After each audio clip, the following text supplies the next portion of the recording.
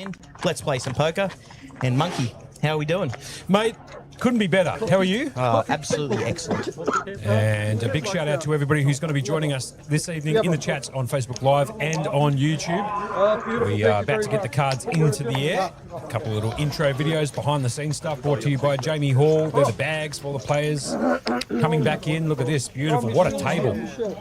What a featured table here in the main event. And I'll tell you something, if you've been looking forward to this one, it's going to be an absolute belter, Berkey. There's a couple of known pros out there, a few amateurs, and some people out there in the field too, Burke, who their biggest score could be just the cash right now if they come 18th. Yeah, the big one, there's a few big names to be talked about, but the big one for me was Eddie Ibrahim.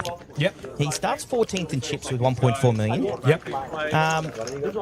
If the match in Hendon mob is correct, his biggest score is 18k. Sorry, his total score for his lifetime career earnings is 18,000 AUD, and 5.7k is his biggest score. Right. Okay. He's already locked up 3,700, and if he goes on to take the 102,000 down, this could dwarf everything in his previous record. So, true underdog story there, Eddie Ibrahim. And there's a couple of other crushers out there too. Martin Finger's out there. We know that Martin Finger has got a ton of tournament winnings under his belt.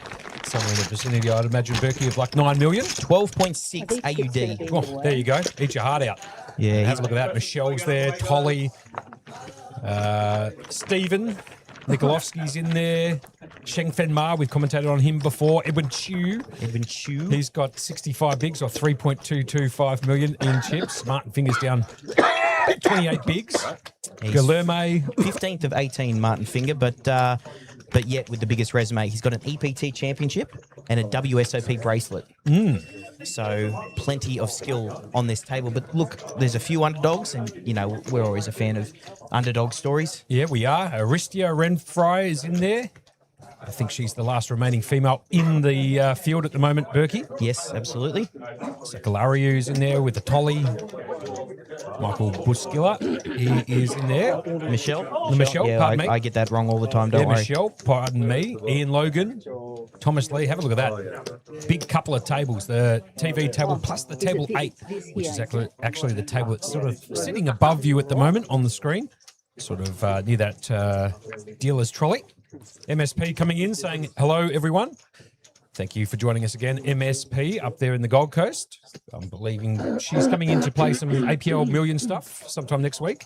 And we might be up there to join her and join anybody else who's going from here up there. But for the time being, this is the main event, day 3, the final 18. Top prize of $102,000. So eat your heart out. A 6-figure score for anybody who can take down this event. And I'll tell you something, Berkey, even the short stacks here have got a big chance to take down this top prize of 102K. Yeah, I mean, the shortest stack, I believe, is, Sheng Feng Ma and Stephen. They've still got 15 bigs, so plenty to work with, plenty of time. The blind levels are 40 minutes, and the blinds don't jump up really quick. So we're going to get to the action, Monkey. Let's call this out. Yeah, straight into it. Edwin Chu under the gun, 8-4 off. I'm feeling fired up, Berkey. I don't know about you. This is hand number 1. The blinds here are 25K, 50K with a 50K big blind ante. You're joined by myself, Joshua Monk, a.k.a. Monkey, calling the action, alongside his old co-pilot in the other dealer's chair, in that of Adam Burke, a.k.a. Berkey. We might have some special guests come and join us throughout the day, but for time being, it's going to be Berkey and I calling the action. Big hello to Kiwibird Special, who's also joined us on YouTube. Thanks for joining us again. Tolly here is going to pop it up with the pocket 3s and the hijack to 110 or 2.2 bigs. Sheng Fen Ma, not a stranger to a final table or two, Berkey. Yeah, not at all. He's I can't tell you how many times we commentated on him. Yeah, it'd be plenty. And even during the last series we were up here, the Colossus series, he was on a fair few of those final tables. I'm actually going to try to see if I can find some of his stats. I do love a good stat. I know you do too as well, Monkey. Yep, Tolly off to an absolute blinder, just taking down the first pot. Who we got here? MSP saying you boys finally catch some Z's. Yeah, we did. You can probably hear it in our voice. Yep. Sandshark coming in. Sup, legends. Any more hoodie giveaways? Potentially. Don't know yet. Maybe when we get down to the final table. We're down to 18 players at a 754, Berkey, creating a humongous prize pool of 490,100. So just short of that $500,000. We said that we're going to get close to the record. and they did. They're only 20,000 short, which in layman's terms is really not that much. But I had a look at Shen Feng Ma. He's had 77 recorded results on Hendon Mob. Right. So 434,000 AUD scores, and his biggest one was 46,000. But he did recently get runners-up in the 2026 Emerald Isle Open for 33,000. So had a few scores this year. Yeah, beauty. And playing probably the best poker he's got.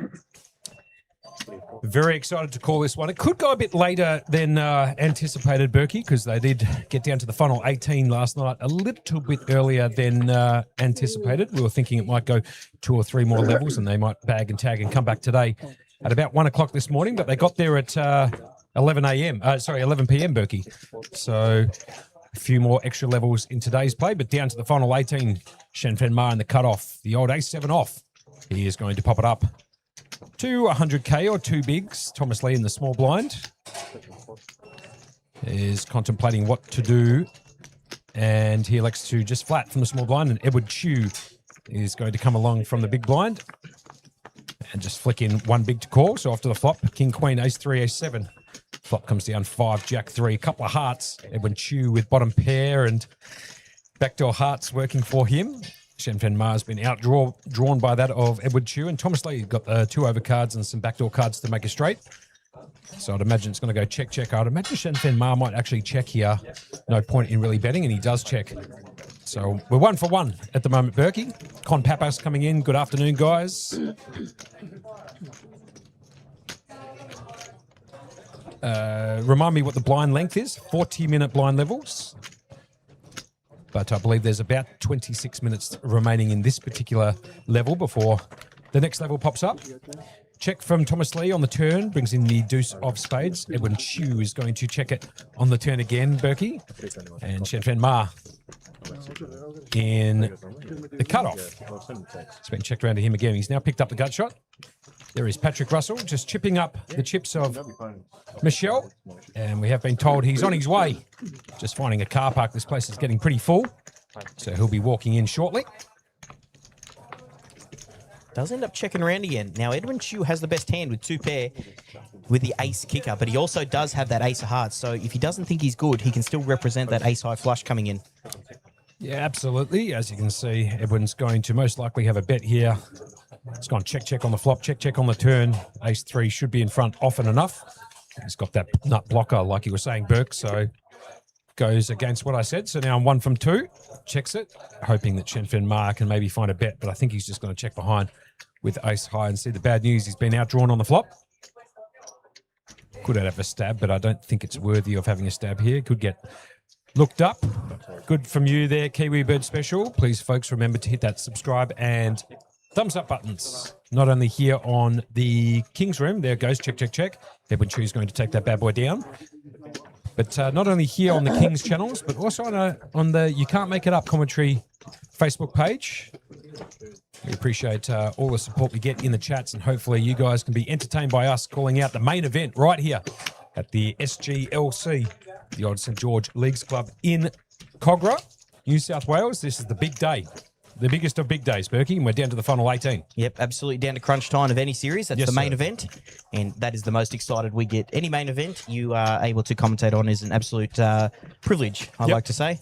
I would agree. Now, Edrin Chu, the one that just took that down, he roughly has about 654,000 in career earnings. Right, okay. But his biggest cash, this is the one I wanted to bring up, was 180,000. Yep. Now, Monkey, we know all about that one. He did take it down the APT Bella Vista main event. Yeah, he took down the Bella Vista main. For 180,000, and the He reason did. we know that very well is we were the ones running that show. That's very true, we were. So I remember getting that photo of Edwin and watching him. He was super excited, which for him is just showing a bit of a smile because he's a really introverted person. I remember we had him in the booth last time and you could barely sneak a word out of him. Yeah, that's true. Atlas Billy coming in saying this table seems to have way more chips than the other. Is that correct? Well, Berkey made a comment about that at the intro into this video. This table here approximately has about 58% of the chips. 58 to 60% in of the play. chips in play. So Yeah. there's a bit of a lean, would you say? Yeah, a little bit of a lean as we see Tolly here under the gun +2 pops it up with the ace king off. And Thomas Lee on the buttons actually picked up the suits inverted. The ace of clubs and the king of hearts. He's got to put in a 3-bet to 300K. Edwin's got to fold and round to Ian now. He's picked up the pocket jacks. Ian is the guy you can see on screen with the Ray-Bans or some sort of sunglasses sitting on top of that grey cap and sitting in seat number 9, and he's got a legitimate decision to make here. He has facing a raise and a 3-bet, and he's going to put in a 4-bet to 900K. And I can tell you this much for free, Berkey, the old Ace King here shrivels up quite a lot when you see a 4-bet coming into 900, raise, re-raise, or a 3-bet to 300K. Ace King goes into the bin, and rightfully so. And Thomas Lee might have to consider folding the Ace King too. I don't think he's going to. He's got the stack to cover. I think he's just going to have to put it in. Nah, I don't know. I don't like this. I mean, I'm a big how fan often? of, big fan of putting it in. Yeah, big ripping fan. it in. Ace King, realise your equity, especially after you've raised. I think you just got to jam this. Right, there he goes. And he does do exactly what you said. Berkey moves it all in. Ian's going to snap it off. Jacks versus the Ace King. Now, remember, Tolly did have an Ace King, so a couple of outs dead for Thomas Lee already. Now, I know you're a big gun show on Ace King, but the book says you got to jam that there. I believe you, Berkey. I'm not even going to doubt you for half a second.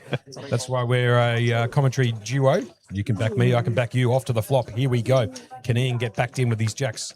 And the flop comes down beautiful for the jacks here. The 9, 10, 7, couple of hearts. Logan has a gut shot. He has the best hand at the moment with the pocket jacks. Here comes the turn, brings in the 4 of spades. Thomas Lee needs to find an ace or a king. Only 4 outs. The ace, king of spades, ace, king of diamonds. Otherwise, Ian will get a full double up. And here comes the river, brings in a repeat 7. Ian's going to get a double up. Third hand into the stream, just like that. Ian now up to 79 bigs or 3.925 million, Berkey. Now, remember, Thomas Lee was the chip leader at 4.4 million. Now he's down in 5th position, so chips flying early. But yeah, cooler right off the bat. Look, Ace, King, and Jacks in what, are we the 2nd or 3rd hand? I don't know if you can call it Not a cooler. a not cooler, a cooler. yeah, just a a cold setup deck, hand. sorry. Yeah, A cold deck. Yeah, cold deck early. The Yeah. old Ace King, Jacks. But the best hand did win. And so Ian will take down a very sizable pop there, and now most likely up to the chip lead in this main event, 79 bigs or just shy of 4 million. There is an outer feature table going on. You can sort of see that partially in the top part of your screen, just above Ashish Patel and Thomas Lee's names. And Berkey, a little bit of information about some other players out there. What about the outer tables? Do we have any crushes out there? I know that Martin Finger's out there. Mark Staples is out there. Yeah, okay, Staples. Yeah, sure. He started with roughly 885K. Okay. He's got about 441K converted in record earnings. Pretty experienced player. Okay. I reckon the most experience in this field is actually Michelle. He's been around since the dawn of time. Don't want to put too much old jokes in there, but he is absolutely a steady player. He's got, I think, just over 2 million in career earnings. Okay, well, there you go. And obviously, when you run that good, Berkey, you don't need to sit down from the start at the main event.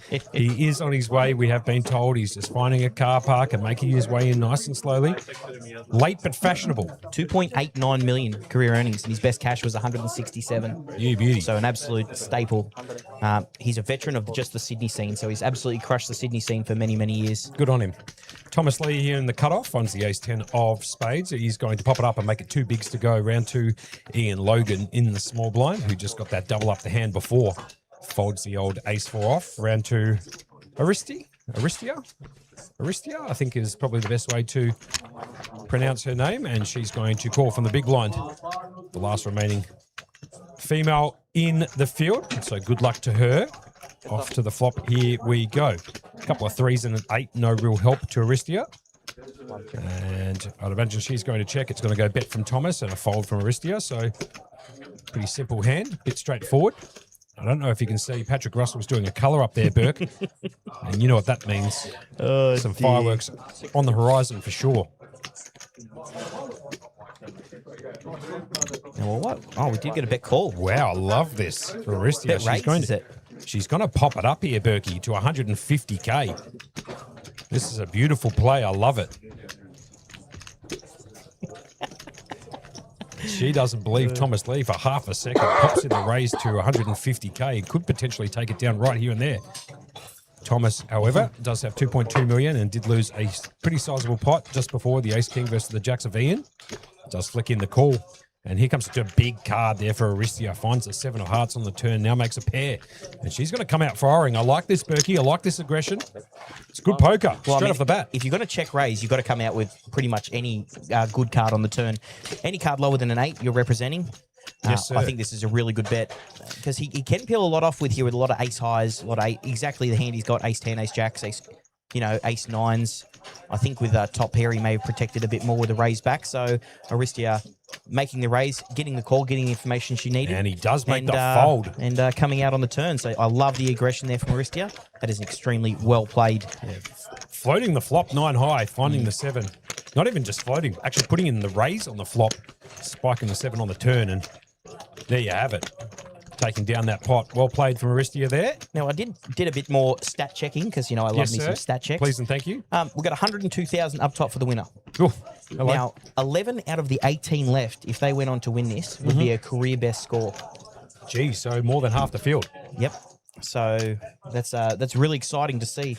A lot of people, new people, veterans running deep in such a prestigious event. Yeah, no, totally agree, Berkey, and we are privileged to be in the position to call the action for you guys at home or on your device. Monday night should be a perfect time for you guys to just, hang around the house, chuck us up on the old TV and enjoy the final 2 tables of this main event with all of these players competing for that 102,000, like you said, Berkey, up top in this main as Ashish Patel does pick up the pocket 7s under the gun +3. He is sitting in seat number 6. He is going to pop it up and make it 100. Like I said, Thomas Lee is going to fold from the hijack with a 9-8 off. The noise going on. They've got the 2-for-1 special today at St George Leagues Club. Get any meal and you get the second one for free. So that might be our jam a bit later on, Berkey, if we can get lucky enough to get some food in tonight. Aristia Renfry has picked up the old ace-queen in the small blind, and this is worthy of putting in a 3-bet. Do apologise if I'm popping a little bit down the microphone, but I'm fired up, Burke, to be fair. And looks like she is going to put that 3-bet into 225k. And now the action back around to Ashish Patel.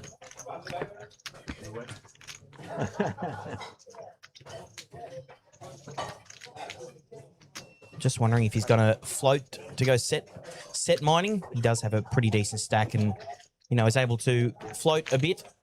He's got 47 bigs. Oh, sorry, 54 bigs. And he does have Aristia covered. So the flop's going to come out Queen 10 deuce. Aristia getting the best of it with top. Ashish Patel with the pocket 7s. Third best pair, backdoor flush draw.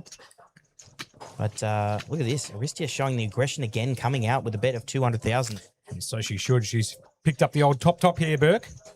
She needs to protect her hand against some pretty dangerous cards that could come out on the turn. A spade, a king, jack, an ace. There's a few cards in the deck that, even a 9. So I don't mind her just leading into a shish. She did put in the 3-bet pre, so continues the story. And have a look at that. She's 2 from 2. She's going for a trifecta next hand. Berkey? I'll tell you what, if you look at Aristia's handed mob, she's only had 52,000 in career earnings. Right. But half of it was picked up in one tournament, 24,480. Okay. So her biggest score is 24, but she can double her lifetime earnings with a win here. Yeah, and she could quadruple her best score if she gets the full 102,000 up top. I'll tell you what, from what we've seen in the last 2 hands, she's not afraid to get it in and actually go for the win. She's put some max pressure on. Yeah, you got to love that from Aristia. Stephen Nikolovsky does also know how to play the game. We've commented on him before.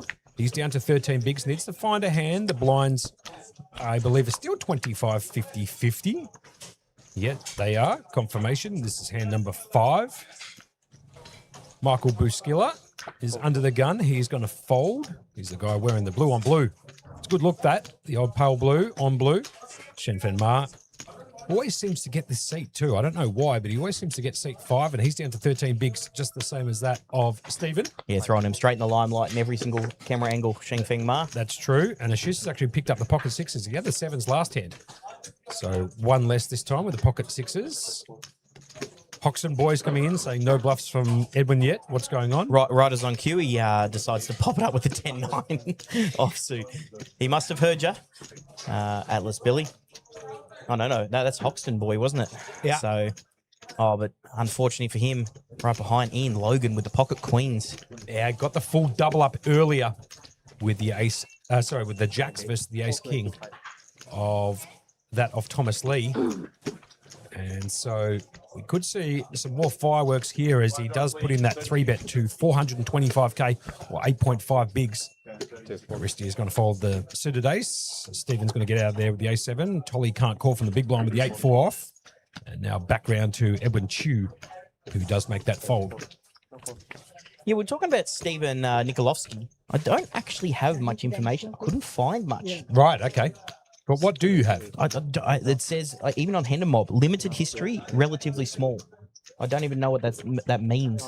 It's just, so I mean, he could be another underdog story there too. I mean, there's just, we do like commentating on big names. Like you got Martin Finger out there, you got the Shengfeng Ma, who's, you know, a staple to pretty much all final tables. But some of these underdog stories, I really want to, you know, focus in on once they start getting down to the main, because You're telling the story. it's a really good story, especially in main events when you can go on and to crown a champion who's like never even been there before.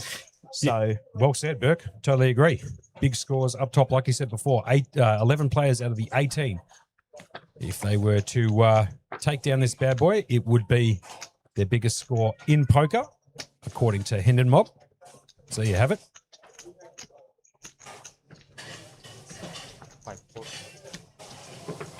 it's good to see Michelle joining us. He was running a little bit late. Yeah, but Well, it was good to see Michelle back in the pack. I was talking to Mr. Mark Liddell before, and apparently he was not doing well in the hospital for about 3 months. right. And so this is the first series he's been able to be back, and he's in the final 18 of the main event. So that's another awesome storyline. It's great to have him back in the field. Mark Liddell couldn't have been happier having him back. Yeah, great to have him join us again. Michelle is Edwin Chu under the gun +3. Does pop it up with the pocket tens, four side. Doesn't look like he's going to get any action, however, and he doesn't. So he's just going to pick up the blinds plus the ante. And Edwin Chu definitely knows how to take down big events. He did take down that APT Bella Vista about a year ago, Burke, to which you and I were working at. Yep, absolutely. And he put on a bit of clinic. But it wasn't just that one. I think if I looked up his Hendon Mob, he had a second or a third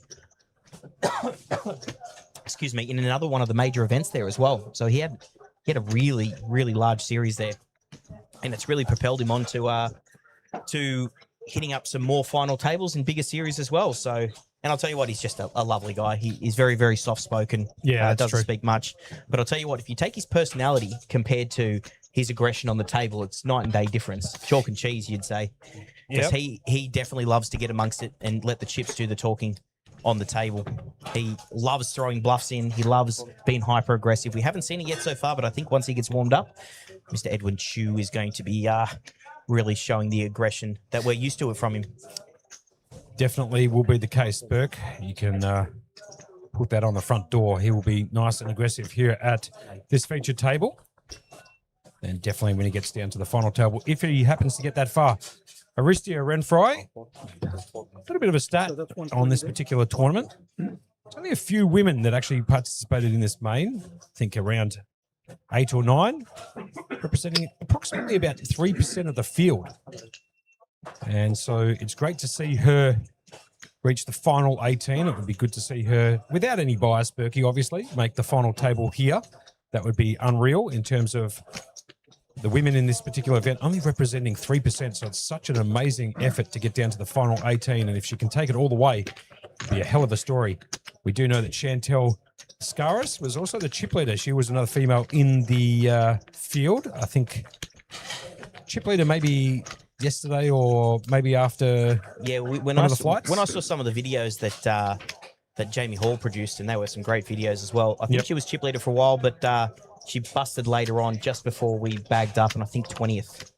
So, yeah, just getting confirmation there. She did actually bust in 20th. So we're down to one female left in this particular tournament, and a phenomenal showing, really, from the women who have participated in this main. If you think about it, they've got 754 entries. There was 8 females who joined us into this particular event, and one of them is still being represented right here in Aristia. Down to the final 18. Haven't lost anyone yet. Berkey back to the action. Here is Edwin Chu. And he has picked up the ace-5 suited in the spades, and he's going to pop it up and make it 2.1 bigs, or 125k. Aristia, who we've been talking about, will fold the 8-5 off. 5-4 gets put into the bin from Stephen.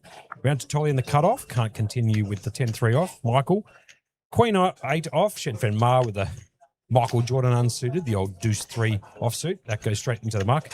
And Ashish Patel has actually got the best hand at the moment with the Ace 6 of clubs, Berkey. I'll tell you what, ever since Hoxton Boys said nothing from Edwin yet, I think he's raised 3 out of the last 4 hands. So Edwin just warming up. We are going to get a call from Ashish. It does look like. Look who's joined us there in the chat too, Peter Percival. Hello, everyone. Another great event, another great prize pool. Totally agree with you, Peter. And welcome back into the chats on Facebook. Appreciate you and everybody else who's joining us across the 2 different platforms tonight, Facebook and that of YouTube. On a 20-minute delay. Off to the flop, Berkey. Call it out for me. Yeah, we've got Queen Jack 6. So Ashish Patel ends up getting bottom pair best kicker. Edwin Chu just has the ace high, but he has the backdoor spades and backdoor straight draw, which Ashish has as well. But I definitely think we're going to see some more aggression from Edwin. He does like to get amongst it. He does like to put maximum pressure on. And right on cue, it does go check and a bet to of, what is it, 110,000, which is, you know, stock standard 1/4 pot bet. Actually, probably just a bit more. I definitely think Ashish should be making a call. It's hard to flop a pair, especially heads up. Yep. I definitely would be peeling one off here and, you know, reassessing on the turn. Yeah, he can go 2 options here. He can fold or he can peel. He does elect to make the fold. It's a pretty dangerous board for a6. Not many cards on the turn that can improve his hand. I think maybe if there was a club on there, if the jack or the queen was a club, you might be able to peel one off, see if you can get the flush draw on the turn and then show some aggression. But taking the backward step, especially against Edwin, which I'm assuming they've played together before. And if you know Edwin, you know you're a lot of the times facing triple barrels. Yep. Com Papas coming in saying only 8 females played in this event. Is that what you said? Yeah, approximately 8 females. And Lee, who I believe is Lee Warren, saying, is this still the Mystery Bounty Day 21? The tournament that went on forever. It was like the song that never ends. That's a great call. That's a great call. Children's program when we were younger. Yeah, no, Day 21 of the Mystery Bounty is going on outside in the outer feature tables. No, that was a long session, Berkey. We got out of here 8 minutes before closing time, and it was Ricardo Bono who took it away from the big show. If you want to watch some carnage. That was and just some straight up carnage. Yeah, the big show had 80% of the chips in play with 7 players remaining and could not get the job done. And Kiwi Bird Special saying she might not be able to stay up all night. She has to attend to an appointment tomorrow morning. That's okay. No problem whatsoever. You've been a VIP in the chat. So good luck with that appointment tomorrow morning, and no problem if you can't stay up the entire night. Could be a long one. Just to clarify, that was 8 women, not in the total flights. That was just into day 2. That's not how many women actually jumped into the events. That was just the women that went into day 2. So, right. There you go. So they were still well represented in all the flights, but 8 women made it to day 2. And then we've got the one left in Aristia going into the final 18. There you go. Well played. Anyway, getting back to it here, Shish in the small blinds. He's going to limp in. Queen 9 off after it was folded all the way around to him. And Thomas Lee, who got his ace king in about 3 hands earlier. He got snapped off essentially with the pocket jacks of Ian and did lose a sizable amount of chips to Ian. He's now competing again. He's going to put in a raise to 180k and take it down pre-flop. No showdown required there, Berkey. Now, if you look at the bottom scroll, getting to the final table, Monkey, is where it's at. That's where you start your 5-figure scores. Yeah, 10,400 for 9th. Some big money. It's a $750 buy-in. A couple of players out there got lucky with some giveaways that we did, Berkey, so maybe $650 for them, but well played nonetheless. 10,400 locked up if you can make the final table of the main, but I think all of them will be eyeing off that top prize, Berkey, of $102,000. You'd be mad not to. Agreed. It's just such a large prize pool, 490,100, and it's like I like to say only, but for a main event being 750, producing a almost $500,000 prize pool is just an incredible achievement, especially from the boys here. 754 entries in the top corner. Crazy. Dean Heyman now coming in. Happy Monday, legends. Sterling job once again, fellas. Appreciate that. Love an underdog story. So do we. And MSP talking about getting more women into the game. Slowly we were getting more. Now the game is more supportive of it, unlike 10 or 20 years ago. I would agree. I'd love to see more female players go out there and compete. I think part of it, to be honest with you, Berkey, as I might get to the end of that comment in just a second, as we can see Stephen has picked up the aces. Tolly now under the gun +3, got a decision to make. Stephen did pop it up and make it 200K to go. Not a fan of this raise size. It screams a tell of I've got a big hand and I'm trying to get it in. I prefer just to raise it up to the structure, but it comes around to Edwin Chu, who has the Queen 10 suited in the big blind. He does like to defend a lot because he is very, very good at post-flop play. But we'll see what he's going to do. He is going to ask for a count, and he's going to know that he's got him well covered sitting in the background. So we are going to go see a flop. Aces versus Queen 10 of Edwin's Monkey. Yeah, pretty interesting raise to 200K here from Stephen under the gun +2. Probably a bit big in my opinion, but does get the call from Stephen Chu in the big blind, who has got the old Queen 10 and picked up middle pair. It's going to go check on the flop. Another interesting decision made by Stephen here. You should be betting on this particular board, especially given there's 2 clubs down. And it now opens the door for Edwin to potentially bet him on the turn, and Stephen's going to probably have to flat. No, but instead Edwin will check, and Stephen's going to check again. Very interesting play here from Stephen. And Edwin's going to get away from this extremely cheaply,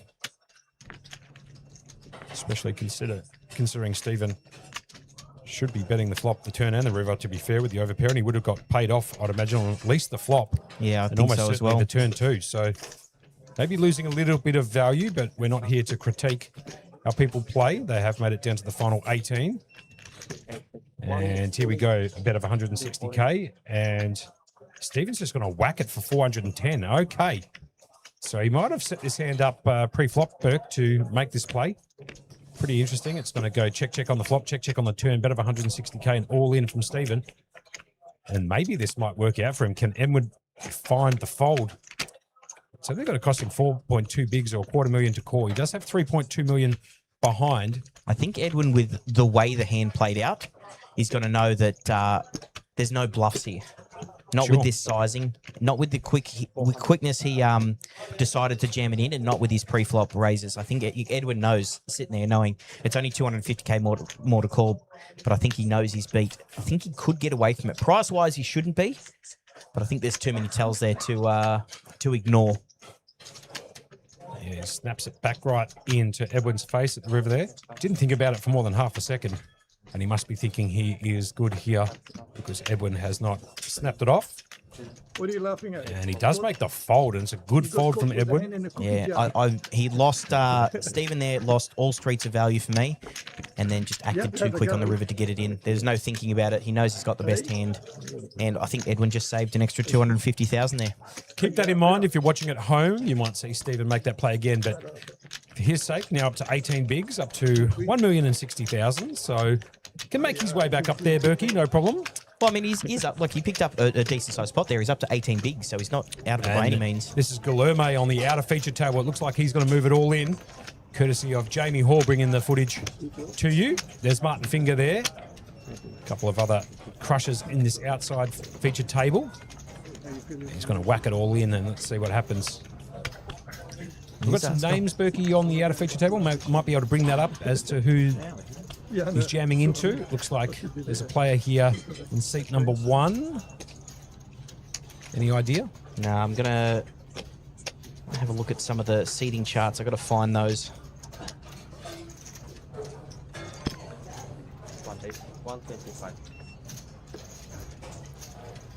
And don't even worry about it, Berkey.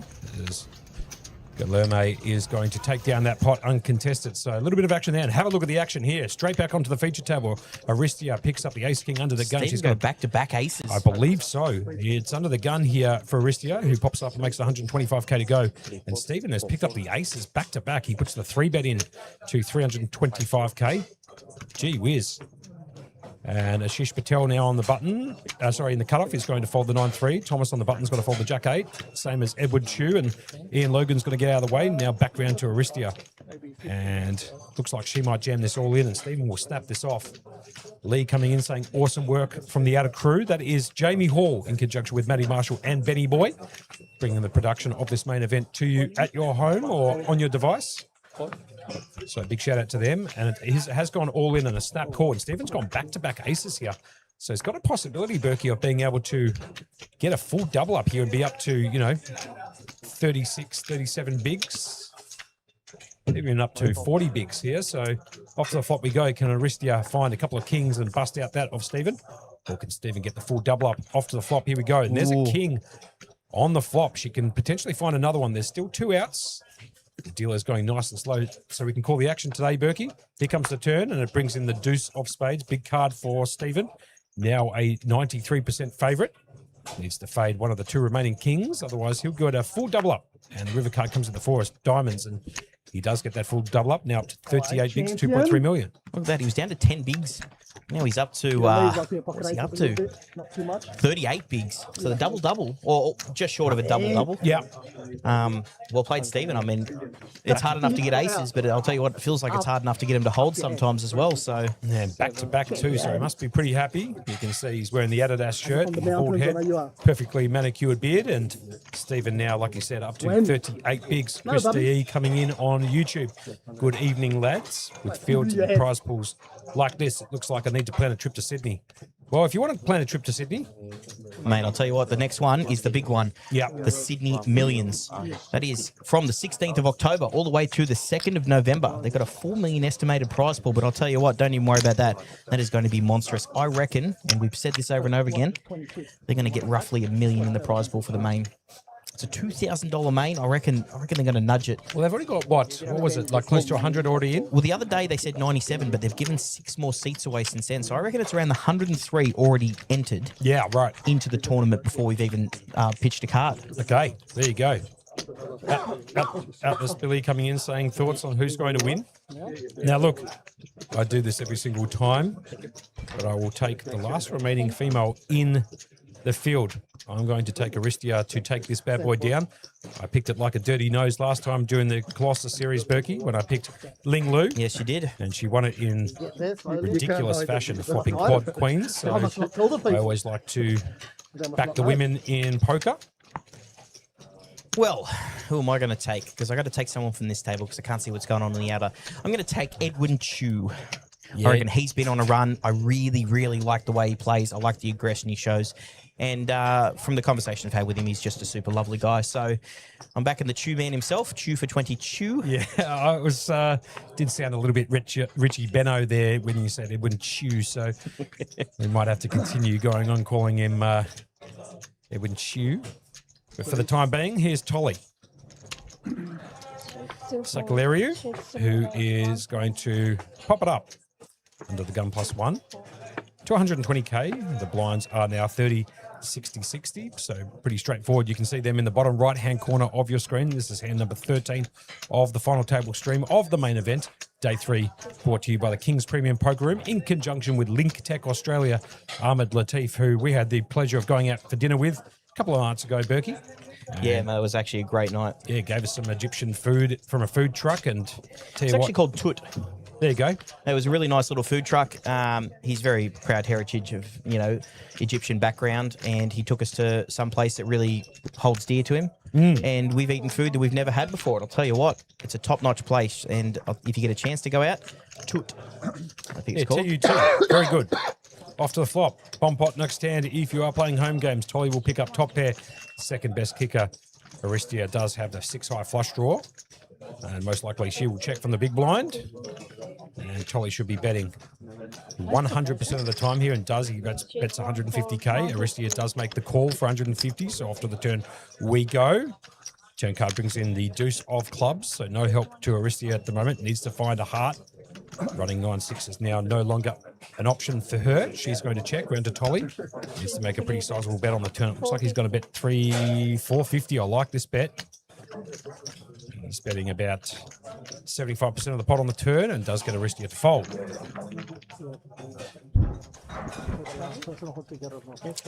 Aaron Tucky coming in, talking about the APL Millions. That does kick off on Friday. $7.5 million guarantee. It starts next Thursday. That can't be for the main event, could it? No, that's the total series. Right, okay, fair enough. I was going to say that would be a ridiculous guarantee for the guys up there, but I'll take it. hopefully we're going to see some of these players down at the King's Premium Poker Room make their way up and maybe even wear some of the King's merchandise that we've given away, Burke.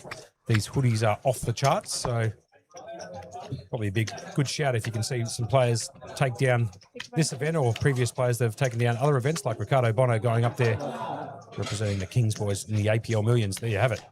Atlas Billy coming in asking how many runners and buy-ins. I actually have no idea, man. I got no issue. I've never actually been to a Millions. Me either, Berkey. So I can't really comment on it. I got no idea. However, we might be making our way up there to do some networking and say hello to anybody and everybody who's up there. Should be a pretty big series, but don't worry about APL. Right here is where you want to be. St. George Leagues Club, the Kings boys putting on a clinic. 490,100 into this particular main for a $750 buy-in, getting 754 entries. We are down to the final 18. We've got Jamie Hall, we've got Matty Marshall, Benny Boy down there in the production crew that are going to bring you all the outer feature table action. So we won't miss one hand as Shenfen Ma is going to essentially raise all in, leaving 15K behind. He's going to pop it up and make it 500K to go with the ace-9 suited in the clubs. Round to Aristia in the small blind picks up the King Jack off. Atlas Billy saying, you guys deserve to get the commentary gig, but yes, Kings is greater than that of APL. Thank you very much, Atlas Billy. Put in a good word. Maybe we might go up there and do a little cameo. And hopefully you guys at home enjoy what we put down in the commentary booth. It's going to be a long one too, Burke. It's going to be a long one, but I'll tell you what, I'm amped. I'm ready to Mate, go. I can't be more fired up. I've had a sleep. My brain's functioning quite well. Had the old eggs Benny for breakfast, as you did too, Bergie. Yeah, Chuck nice. some salmon on there. Freshly squeezed juice, and Yep. we're good to go. So absolutely ready for, the rest of the long night. We knew it was going to be a long one because, they finished a bit early tomorrow, so those blind levels transfer over to today. But tell you what, strap yourselves in. We're in for a long one. We're ready to go. Do you want to do a little bit of a shout out to my running mate back in Melbourne who does the Mixed Game Academy stuff, in that of Shannon Vanderberg did get 61 entries into the main event down there in Melbourne at Play Live, which is a tremendous effort from the big man, the Prince of Poker himself, Shannon Vanderberg. So a little bit of a shout out to him. Big shout out to Robbie DZ also from Kings Newcastle. And I've said it once and I'll say it again. Anything that you see on your screen at the moment, you can buy from his poker shop. It's called pokershop.com.au. Anything and everything you need to start a game or a tour if you've got enough money behind you to get that up and going. Pokershop.com.au has basically everything you require. And he can get his hands on anything. The big man, Robbie Dorosky, up there in Newcastle. MSP giving us a little stab there, saying you guys are okay, I guess. Thank you, MSP. Mateus coming in there saying, let's go Martin Finger. Go get it, bro. Fair enough. He's got 12 million AUD in tournament winnings, so he knows how to get the job done. And talking about trying to get the job done, here comes Thomas Lee, who was the chip leader at the start of the day, has now picked up Pocket Kings under the gun +3. He's going to pop it up and make it 120K to go. And Stephen Nikolowski in the small blind has elected to make the call with the pocket eights. Tell you what, everyone's set mining, aren't they? And Tolly's actually found the pocket threes in the big blind, so off to the flop, three-way action. They all have a pair. Threes, eights, and kings, and none of them flop a set. The king still miles out to the lead at the moment, 71% equity.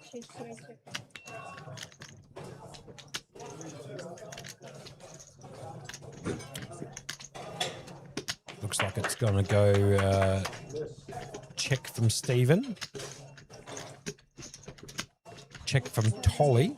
And now around to Thomas Lee. He appears to have put out a bet. Quite a small one too. 110K.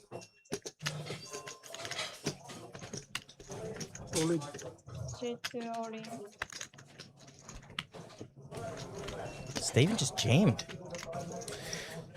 Stephen's going to move it all in with the pocket eights, and I kind of don't really blame him. He shouldn't be behind very often. However, he will get snapped off here by Thomas Lee. Pretty interesting decision, actually, by Stephen, if I'm being totally honest. I would have preferred him just to flat the flop I'm not sure why he's putting his tournament risk essentially on the line here with pocket eights on this particular board, especially with one overcard, but he might have felt that he was in front. Here comes the turn, brings in a 5. It's a big card for Stevie. Now can find a 6 to make it straight. The river card brings in the jack of clubs, and Stephen will be down to 110k or 1.8 bigs, putting his tournament life essentially on the line there with the pocket eights. Interesting decision there. I have to admit, Berkey, I'm not sure why he has jammed that all in, but we saw an unorthodox play before with the pocket aces. And in this particular instance, he's got his hand caught a little bit in the cookie jar. And Thomas Lee will pick up another monster pot. Here's the outside feature action here from Con Zenos. Yep, Con Zenos is jammed it all in. Now in seat 7 there, we've got Po Jeng. Looks like he's in the tank a bit. Looks like it's a pretty decent sized pot. Yeah. So an all in here from Con. And Po taking his time to make a decision. And rightfully so. There's $102,000 up top.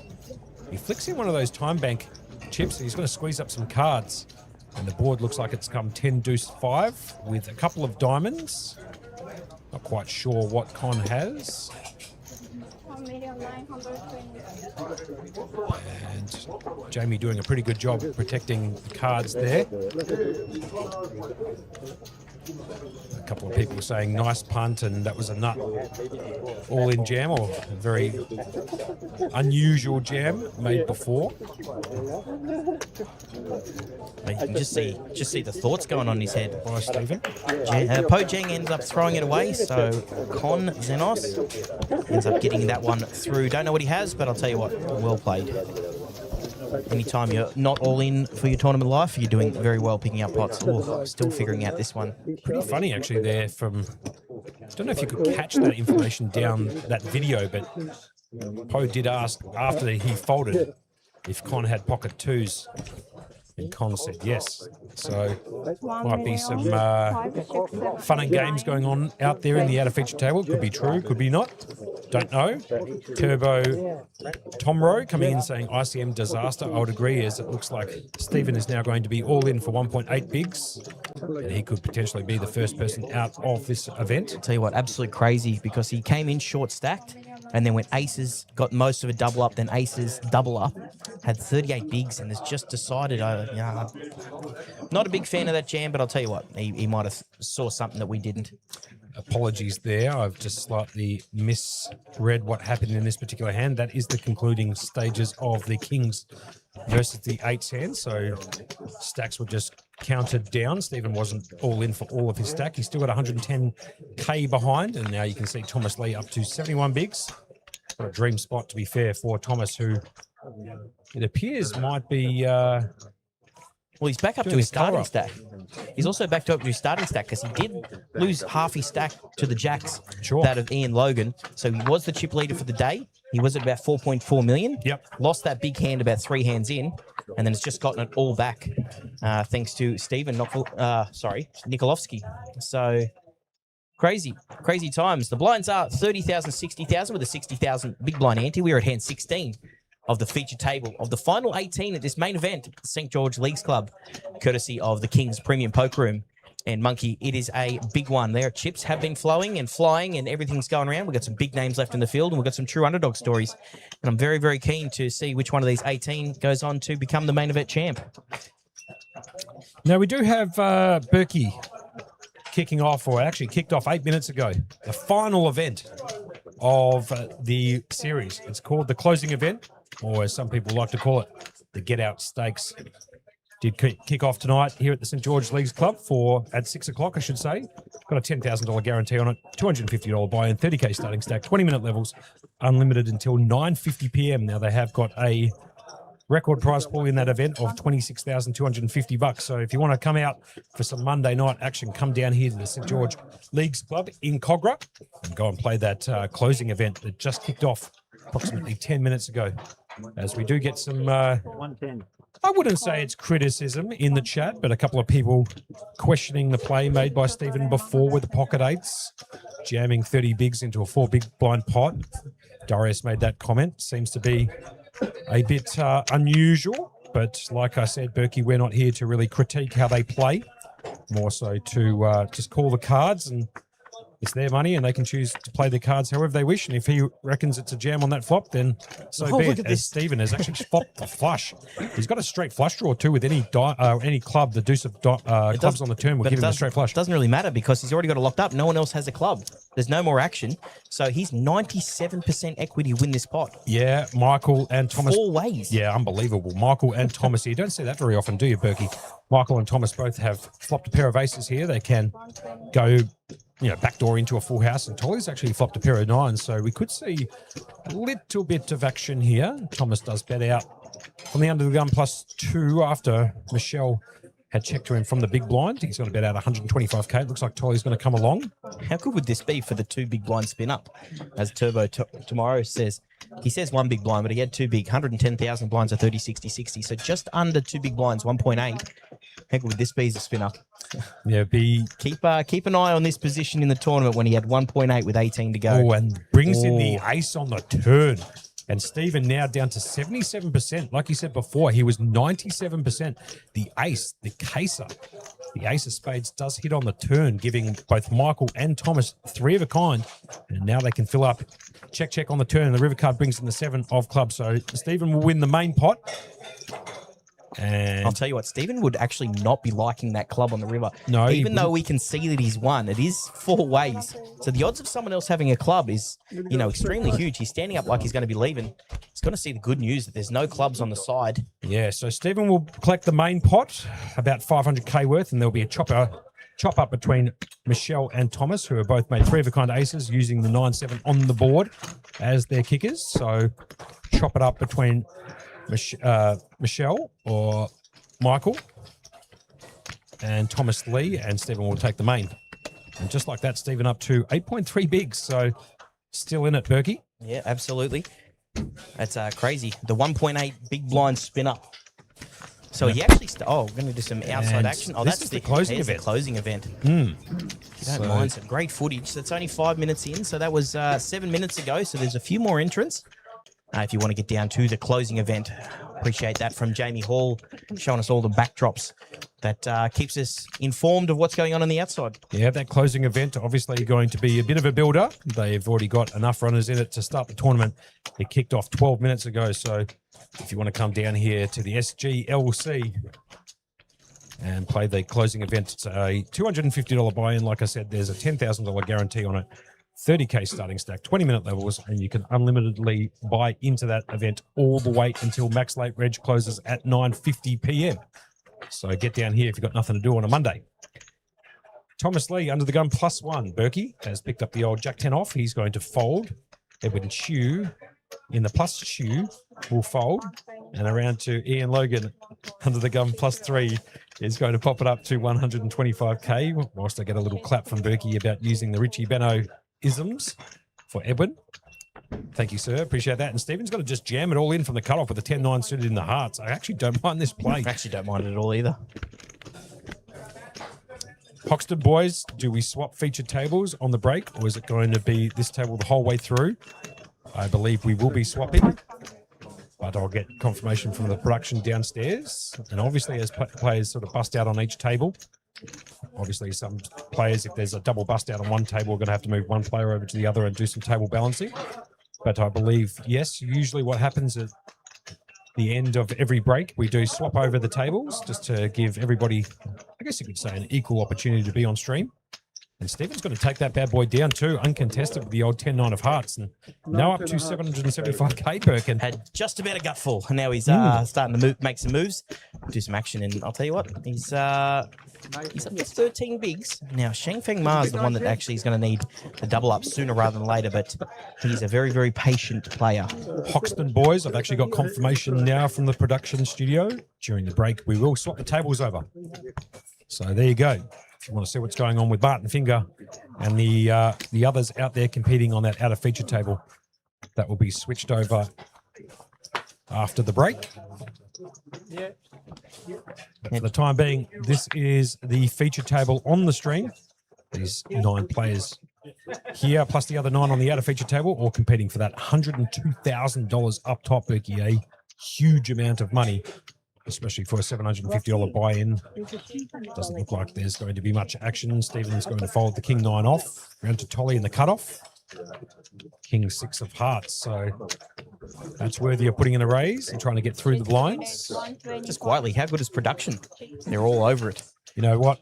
Big high five for the guys. And obviously, if you're watching at home, if you wouldn't mind putting some W's in the chat for the production team of Ben, Matty Marshall, and Jamie Hall, who have been spectacular throughout this entire series, bringing you the behind-the-scenes stuff, the out-of-table footage, the out-of-room footage, He's the one who and capturing all that stuff.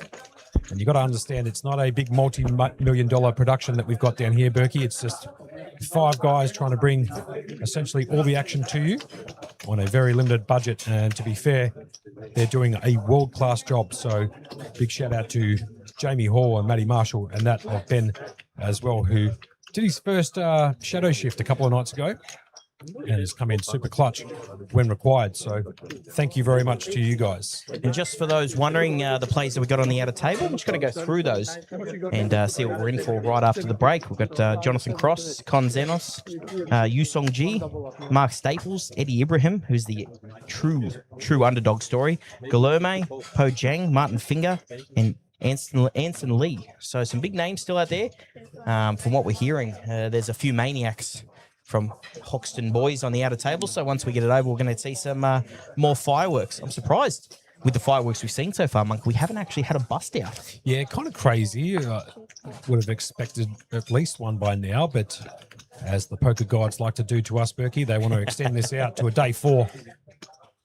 But for the time being, we'll be calling it until the end of today's play and crowning that winner here in the main. So stick by us. Get yourself comfortable. It could be a long one. I think Berkey and I, you and I have anticipated somewhere around that 2:30, 3 o'clock in the morning range, but that is obviously subject to some coolers. So hopefully if we can bring you some hardcore action, we might actually get there a little bit earlier, but looking at the blind structure on this particular event, probably somewhere in that 2:30, 3 a.m. Do you know what I'm thinking? Go ahead. Thinking we shell out a couple of bucks. Yep. We throw Mr. Twine Lee Tuna on a flight right up here. The He could- $5 cash. He could be in here it could be here in 3 hours, and then the tournament will be over just about an hour after that. Good idea. Now, for those who don't know, look, we've watched poker for 20 years each, 20 plus years. There's no bigger, cooler dealer on the planet than Twine Lee from Melbourne himself. Tuna. He's the world-class cooler. If you ever need a table done or finished early, he's the man you bring in. Yep. Yeah, you can be hired for birthday parties, weddings, and everything else. He has an uncanny ability to find 6-way all-ins on the bubble. And to be honest with you, we have actually seen it firsthand. Chris D saying how many other players on the other table? You could say it's 8-handed and 1 finger. Very good. Very, very good there from Deckett. Coming in clutch. Oh, dear. Très bien. Très bien. Thomas Lee in the small blind does pick up the old 6 deuce of diamonds. He's going to limp in and call for 30k. And Edward Chu does not find the RFID reader, so unfortunately we can't see his cards. But what we can see is that he has popped it up and made it 180k or 3 bigs to go. Background now to Thomas Lee, who could call if he wanted to, but decides not to against Edward Chu, and that's fair enough. Chewy definitely knows how to take down big scores. He did win the APT Bella Vista for 180 large, so not a stranger to a final table, Burke. Yeah. There's a few people not at strange to a final table. We've seen a few of them, as we've alluded to earlier. Shengfen Ma. Don't know about Edwin Chu, I mean. But a few of these others are relatively, for me at least, unknown. But I know a few of them have some deep-tied roots into the Sydney poker community, and especially here at King's. But very, very much looking forward to it. Michelle himself, who's been around since forever in the Sydney poker community, has a very, very outstanding CV, just short of $3 million in earnings. Yeah, it's an amazing effort. And like you said, it's a pleasure to have him join us back again. Had a couple of medical issues, resolved them, and joined us right back here at the King's Premium Poker Room, right here at the St George Leagues Club, and competed down to the final 18. And we got a chance to be able to take down this bad boy for 102k. So there you have it. Aristia, under the gun, does find the ace-5 suited in the spades variety, and she is going to pop it up and make it 120k to go, or 2 bigs. Michael will get out of the way with the ace-6 off. Shenfen Ma can't compete with the Queen Deuce from the hijack. He's down to 8.6 bigs, so funnily enough, Stephen's actually got more chips than Shenfen Ma, despite being down to 110k no more than a few hands ago. He will fold the Queen Deuce. Ashish Patel going to get out of the way with the Jack 3. Thomas Lee, Deuce 3 off on the button, not good enough to contend. Either is the Jack 4 of Edward Chu, and around to Ian Logan, who does flick in one big to call the old 9-8 off Why Burke. do you say so? Yeah, 9-8. You always got to defend the big blind. Flop comes out, King 9-4, all rainbow. So Ian Logan actually getting middle pair here, out flopping that of Aristia. Now Aristia's got pretty much ace high with the backdoor straights, no spades in the flop, so she doesn't have the backdoor flush draw, but she does end up coming out for a bet of 125 after Logan checked. Logan going, Ian Logan that is, going absolutely nowhere. He's going to be either calling this off or raising. I don't mind either play. He does actually make the call. Going to go off see a turn. King of spades on the turn. It's actually a really good card for Ian. He now makes his 2 pairs. Less likely Aristia's got the king. And it'll be interesting to see. Is he going to come out for a bet? I think it might be a check bet call again, depending on how aggressive Aristia wants to go. Yep. Looks like a check bet and almost certainly going to be a call. Well played from you, Berkey. Logan cannot fold the turn. He's got top 2 pair, essentially.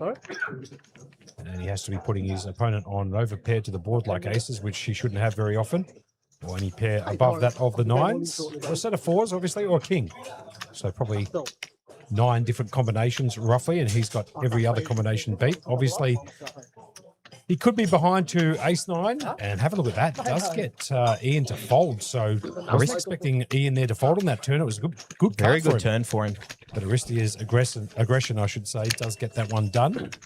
And she's playing out of her pants at the moment, up to 30 bigs, or 1.8 million. And I really like the way she's playing. She's picking her spots quite well. I don't know if you've noticed, Berkey, but the body language, despite what she's got, whether or not she's got the nuts or she's got a bluff, it does not change one iota. And hopefully, for my sake, Berkey, because I've chosen her to take this bad boy down, she can run nice and deep in this main event, reach the final table, and maybe even get that top score of 102,000. Stephen, under the gun, finds the ace-7. It looks like he has settled down a little bit since jamming the pocket 8s all in. He found the 5-4 of clubs and flopped a flush the hand thereafter, and was able to essentially quadruple up and get up to 500k, and now he's up to 775k, or just short of 10 bigs. Shish Patel's going to fold the ace-8 there in the hijack. Round to Thomas Lee in the cutoff, the old Queen Jack off pick. Yeah, it's going to be round. Now, one thing we haven't actually gone over to yet, Monkey, is actually, I'll get back to that right as we see some action. Yeah, Edward Chu picking up the pocket jacks. Yeah, I was going to ask something, but I'll get back to the action really quick. We did get the raise in the cutoff from Thomas Lee, who does have a pretty decent sized stack in 3.9 million or 48 bigs, but Edwin Chu right behind on the dealer button. He's going to make the raise all the way up to 425,000 on the dealer button. He's a very dangerous player when he picks up big hands, because those who know play against him, he can be doing this on the dealer button with a very, very wide range. So it does fold around to Thomas Lee. He's going to have to make a decision with him sitting right behind. But look at that, he does make the fold. And Edwin Chu picking up a few more big blinds. Now, as I was going to say before, Monkey, yeah, mate, we haven't actually kicked back over to the chat yet. Once again, those in the chat, let us know where you're watching from. Let us know who you're going for. Yep, good call. And you know what? Just jump in and say hi, see how we're doing. And we do like to get the banter going with the chat. Yeah, especially when we're down to the final 18 here in the main. It's always good to get your feedback and any questions, any comments you want to put in there, criticisms even. Happy to take everything on board, and hopefully we can give you all the answers back. You're listening to myself, Joshua Monk, aka Monkey, calling the action alongside his co-pilot in the commentary booth this evening, in that of Adam Burke, aka Berkey. We are part of the You Can't Make It Up commentary team. And we have our own Facebook. We have actually got a website too, ycmiu.com.au, if you want to buy some merchandise. There's also a rate back offer that you should check out. If you wear some of our merchandise and you get onto a feature table that's streamed and you go on to win the bad boy. And yeah, it's with a single entry. We'll pay you up to $250, the tournament fee proportion, for supporting the brand. Simple as that. Kiwi Bird Special coming in saying, keep up the good work, gentlemen. Appreciate that. Atlas Billy making a very good point. Shenfeng Ma has not found a hand to save his life. Not for the time being, but Shenfen, we have commentated on him a few times, Burke. And he definitely super knows. patient. He's super patient. He's He very picks his patient. spots very well. That's why he seems to constantly make these feature and final tables. Yep. So As we can see, Tolly under the gun. Sakalariu is going to raise it up with the pocket tens. Does get called from Edwin, who's flopped an absolute monster. How's this for a flop for the old ace jack of hearts? top pair nut flush draw. The problem is Tolly has the tens, but he also has the 10 of hearts, which could get him into a fair bit of trouble here. Yeah, Tolly's going to come out leading for 220k. Edwin Chu, top pair, like we said, in nut flush draw. And if you have a look in the top right-hand corner of your screens for those people watching at home, Tolly's down to essentially 1 out. 10 of spades for the time being. Dean Heyman watching from Waypa. Is that how you pronounce it? And he thinks that Martin Finger will take it down, but he's hoping for an underdog to get it done, as the turn card does bring in the jack of Any clubs. more cards that Edwin wants to hit? Just Yeah, Edwin now got top two and the nut flush draw, which you don't get very often in No Limit Hold'em, and he has picked it up here, so must be music to his ears. As you can see, Tolly's going to continue betting directly into him, and Eddie in a dream spot. The thing with Eddie is he's just going to be flatting here. He's seen Tolly show a fair bit of aggression, so if he just flats this, he might actually see on a lot of river cards an open jam from Tolly. So Tolly's showing the aggression. He's saying that he's got something, and Edwin's got this absolutely board smash, so he doesn't want him to go anywhere. So I imagine we might see a flat from Edwin and just see if he can get Tolly to jam the river straight into him. Yes, sir. And Edwin's going to make the easiest call you ever see with top two pair and the nut flush draw. See if he can get some more chips out of Tolly at the river. And have a look at this for a river card. He's literally, no, seriously, have a look at this, Berkey. He's top pair with the nut flush draw. He's turned top two pair with the nut flush draw, and now he's backdoored into a full house. Talk about the dream run out. I really hope Tolly doesn't fall for this one, because the running jacks with the hearts not hitting might actually get him in trouble with his tens. He has checked now. It looks like he has shut down, and rightfully so, as he's been caught on the flop and the turn from Edwin, and Edwin is going to go for the jugular, and he's going to jam it all in for 2.7 million, and Tolly will just snap fold the pocket tens, rightfully so. I'm glad Tolly didn't fall for that one. Yep, now down to 22 bigs, but have a look at that for a flop. Top pair, third best kicker, nut flush draw, top two pair on the turn, and a full house at the river. So just Edwin doing what he does best, which is finding the right hands, finding the right flops and turns and rivers. And all of a sudden, up to now just over 5 million or 63 bigs, as Stephen Kovacs comes in saying, imagine running like Edwin. Couldn't agree with you more. Yeah, I know. Just, It's one wild, day. isn't it? Just one day, Berkey. I just yeah. one day, one tournament. That's all I asked for. You know, using my one time to run like Mr. Chew. I know what happens when we're playing there, Burke. We get the ace jack, we flop top pair, third best kicker, we turn top two pair, Oh, Michael again with the aces. and the 10 of spades peels off for us to get cooled. Aces. How many times they come up now? It's the third time, I believe, Berkey. I think Stephen's picked them up twice. And now, Michael. After copying tens and a beat last hand, he is under the gun with aces. Does have 35 bigs. Sorry, pardon me, Michelle. I keep getting that one wrong because Yeah. you know we've got plenty of names to work with. We do apologise. It is Michelle. Yep, Michelle's going to pick up the aces here under the gun and pops it up to 160k to go. Jesse Gordon, 3891 coming in. So welcome to you, Jesse Gordon, 3891. And we go back to Michelle. Bruce Skiller, under the gun with the aces. And can he get any action? No problem, Jesse. Always a pleasure to have anybody join us, as Stephen's going to jam it all in with the ace-jack, and going to see the bad news. A snap call from Michelle.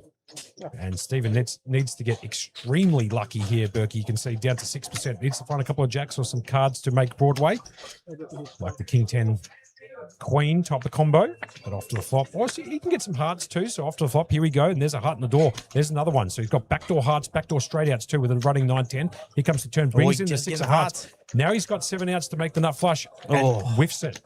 And unfortunately for Stephen, he will be eliminated. There you can see, doesn't quite get there. Picked up a few outs on the turn, and we're going to lose Stephen in 18th position there, courtesy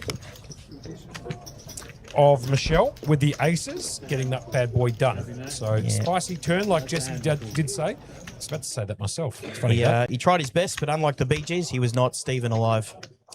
Yeah. Good on you, Becky. He wasn't Stephen alive. Yep, very good. Très bien. Unlike the Bee Gees, he wasn't Stephen alive. Yep, very good. Thank you. Dealer change.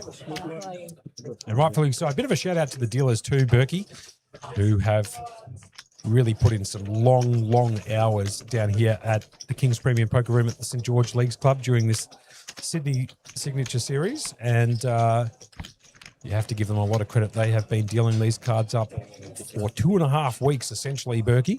Some of these have come from Newcastle, where there was a series on that slightly overlapped with this particular series. So Yeah, but the funny 2 thing to 3 is, weeks worth of dealing, and maybe some of them straight into not APL just, Million. not just some of them. Like 90% of the dealers here in 2 days are going straight up to the APL Millions and working that. So these guys are on the road absolutely constantly, and they're constant professionals. So Yep. you know what? Australian poker would not be the same without these traveling dealers. They are just, you can't get enough credit to them. They come down, they deal series, they do the most professional work, and it's never enough for what they provide to every poker room. And for Australia-wide poker, it's absolutely great to watch. So Edwin Chu still can't find that elusive reader, but he does in the +3, raise it up to 175 or 2.2 bigs. Random Michelle in the big blind has got a very good stack now after getting all of Stephen's chips. He is up to 3.4 million or 43 bigs. But he does elect to fold. Edwin picking up a couple more bigs his way. Amir coming into the chat saying hello. Jesse Gordon saying it's a spicy turn. Look at this, Harley Jensen's Nanas coming in again. Is my grandson Harley playing? You know very well that Harley Jens actually took down the 600 Sunday down at Play Live yesterday for a pretty decent score. So that is the biggest troll account I've ever seen. I do love it. I do love a bit of trolling. You can get us once in a while. Well done from Harley_Jens_Nana. Obviously knows the outcome from last night's 600 Sunday, which they got a huge.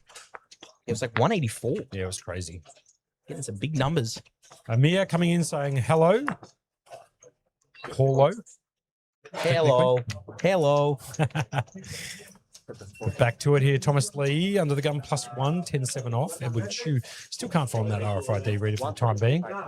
Keeping the hands a little bit more difficult for us to be able to call. Does put the raise into 175k or 2.2 bigs. Yeah, he doesn't want to show us what boogers he's raising with now. He's trying to keep it hidden.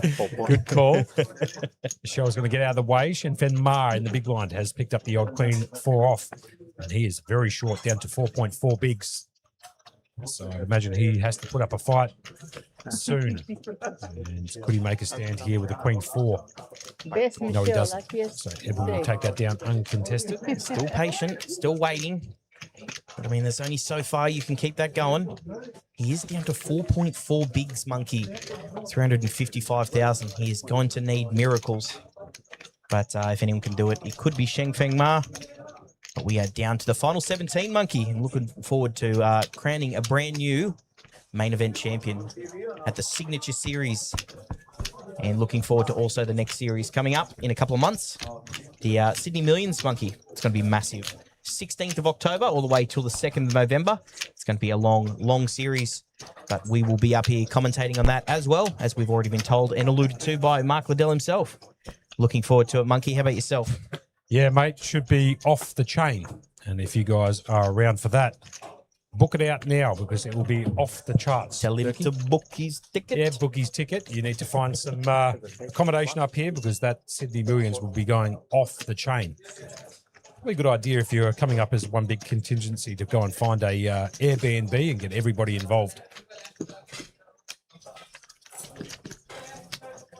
Jesse Gordon coming in, 3891, saying, come on, Kings, for Sheng Feng. So Sheng Feng Ma fan out there. Yep.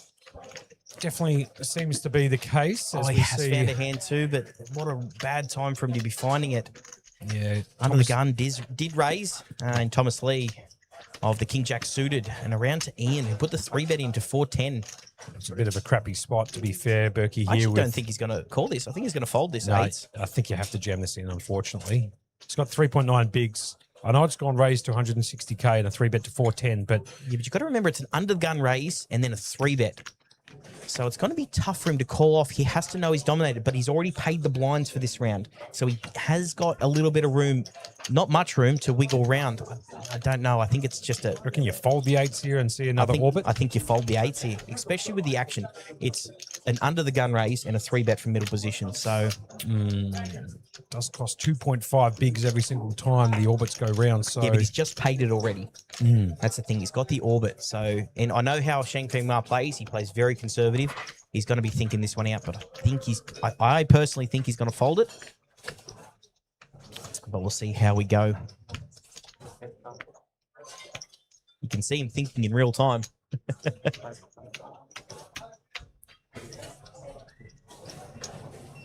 There you go. Does fold it. good fold and good call from you too, Berkey, for that matter. Ashish Patel is going to obviously flick in the old King 7 off. It's a good fold from Shen Fen Ma.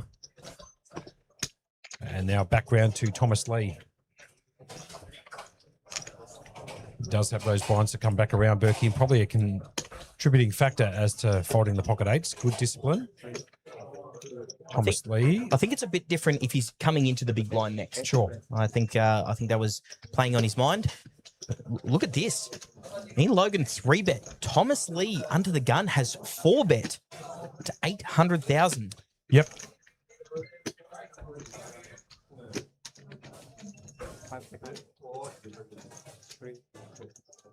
And this is a big play from Thomas Lee, putting in the 4-bet. And Ian Logan, who did get a full double-up courtesy of Thomas Lee. Yep, they're going to go at the it Ace again. King, they're going to go at it again. So here we go. And off to Ian the flop. had the jacks as well. It was against Ace King, but he had the jacks before. And the flop comes down a couple of 4s and a 6, and it's a pretty good flop, to be fair, for Logan again.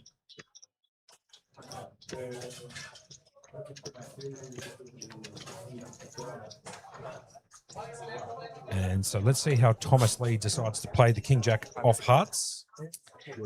It's extremely tough to pay these hands out of position. I believe that's why Ian made the call. He is in position, can see what Thomas Lee is going to be doing. Thomas is going to be trying to buy this for a very, very small bet. Extremely small. Yeah, so Thomas is going to bet out 200K into a pot worth 1.8 mil. And he's going to get Ian to make the call like he should with the overpaired to the board. Off to the turn. Can he find a king? He can't, but he can find a heart. And that's a pretty big card for Thomas Lee. Now picking up a little bit more equity, up to 28%. He's still a dog to win this particular hand. And did I see him jam this all in on the turn, or? If he did, even though Ian's got the overpaired, it put him under maximum I pressure. believe he might have just flicked it in and said, yeah, I'm all in, but I can't see the all-in triangle on, so the option still might be on him to make a decision. And no, he didn't jam it all in, so he's going to bet out pretty sizable now on the turn, because he has picked up quite a few outs. You can see 9 outs clean, any king or any heart. A couple of hearts have been burnt with that of the queen and the 7 of hearts. He's going to bet out 700K on the turn. Well, I mean, now that he has actually picked up outs, I don't mind trying to buy this flop and this pot. And even if he does get the call, he's still got outs on the river to either hit or represent. Well, So here's the tough spot with the jacks, Berkey, right? Thomas Lee originally made the raise, okay? Gets 3-bet to 410K. 4-bet. Yeah, and then Ian makes the 3-bet to 400K, and then Thomas Lee makes a 4-bet to 800K. So he's representing a very big hand here, Thomas Lee, and he's bet out basically the min on the flop. Only 2.5 bigs or 200K. Ian did make the call. Because you've got to think, with all those 4-bet ranges, aces, kings, and queens are in that range. And look, he does get Ian to fold. What an Wow. extremely well-played hand from Thomas. He had a plan. He stuck with it. He picked up the outs on the turn, and he represented it. He's got the overpair, the kings, queens, and aces. And this looks like Martin Finger. All in. Against Eddie Ibrahim. Yeah, against Eddie Ibrahim, who's flicked in one of those time bank chips to add an extra 30 seconds onto his hand. Now, So this is the David versus Goliath right here, Monkey. This is Martin Finger, who has 13 million, and Eddie, who has about 18,000 to his name. This is the true underdog story. Yeah. So this is incredible. And I'll tell you what, playing up against someone like Martin Finger, you got to, even if you don't go far, you've got to really feel proud that you're sitting across the table with someone of that CV. What's that there in for Martin? 650, call it 665? Yep, all call in? it 665. So those grey chips are worth 25k, the oranges are worth 5k. So it looks like 665k all in. And Eddie Ibrahim has got a decision to make. And what does Eddie have there? 300. Looks like 800, maybe 1.4 million, give or take. He does make the call, and Martin Finger's going to show the pocket nines versus the ace 10.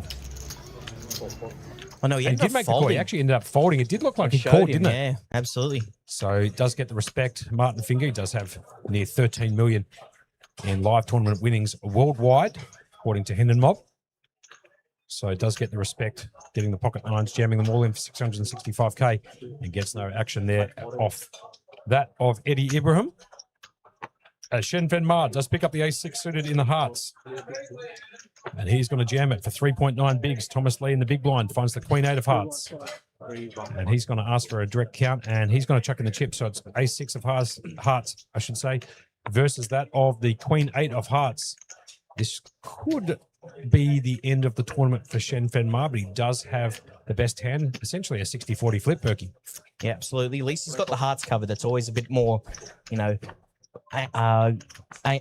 in the back pocket. Sorry, I was going to say. I know what you meant, yep, Berkey. yep. Is Oh, look, speaking of geez, and hearts. a couple of jacks and a heart. So Thomas down to finding an 8 or a queen. The hearts will be no help to him, unless, of course, he can make a running straight flush. But here comes the turn.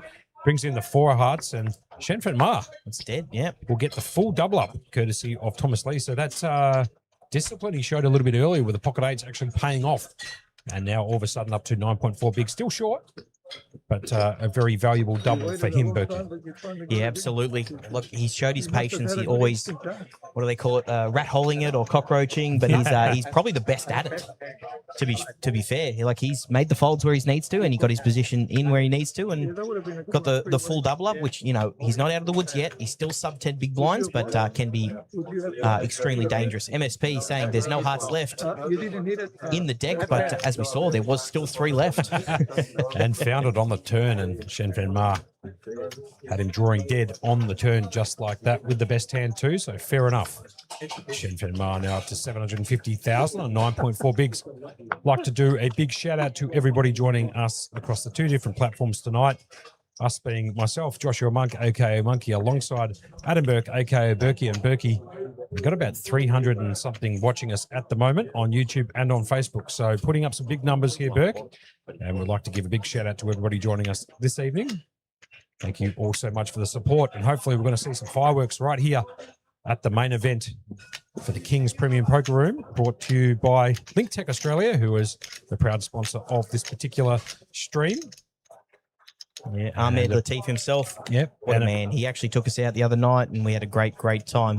And speaking of patience right here, Shen Fen Ma, after getting that double up, has woken up with jacks again. Well, not jacks again. Woken up with jacks. So, back-to-back hands. He's going to jam it all in for 9.4 bigs, looking for another double up, which would be massive for him after all the patience he showed. Yep. Thomas Lee sitting behind him in the small blind, getting a count. Yeah, Thomas Lee has 58 bigs or 4.6 million. So it will cost him 710k or 8.9 bigs to call. Greg Tanakis is coming in saying, welcome, guys. Thank you, Greg.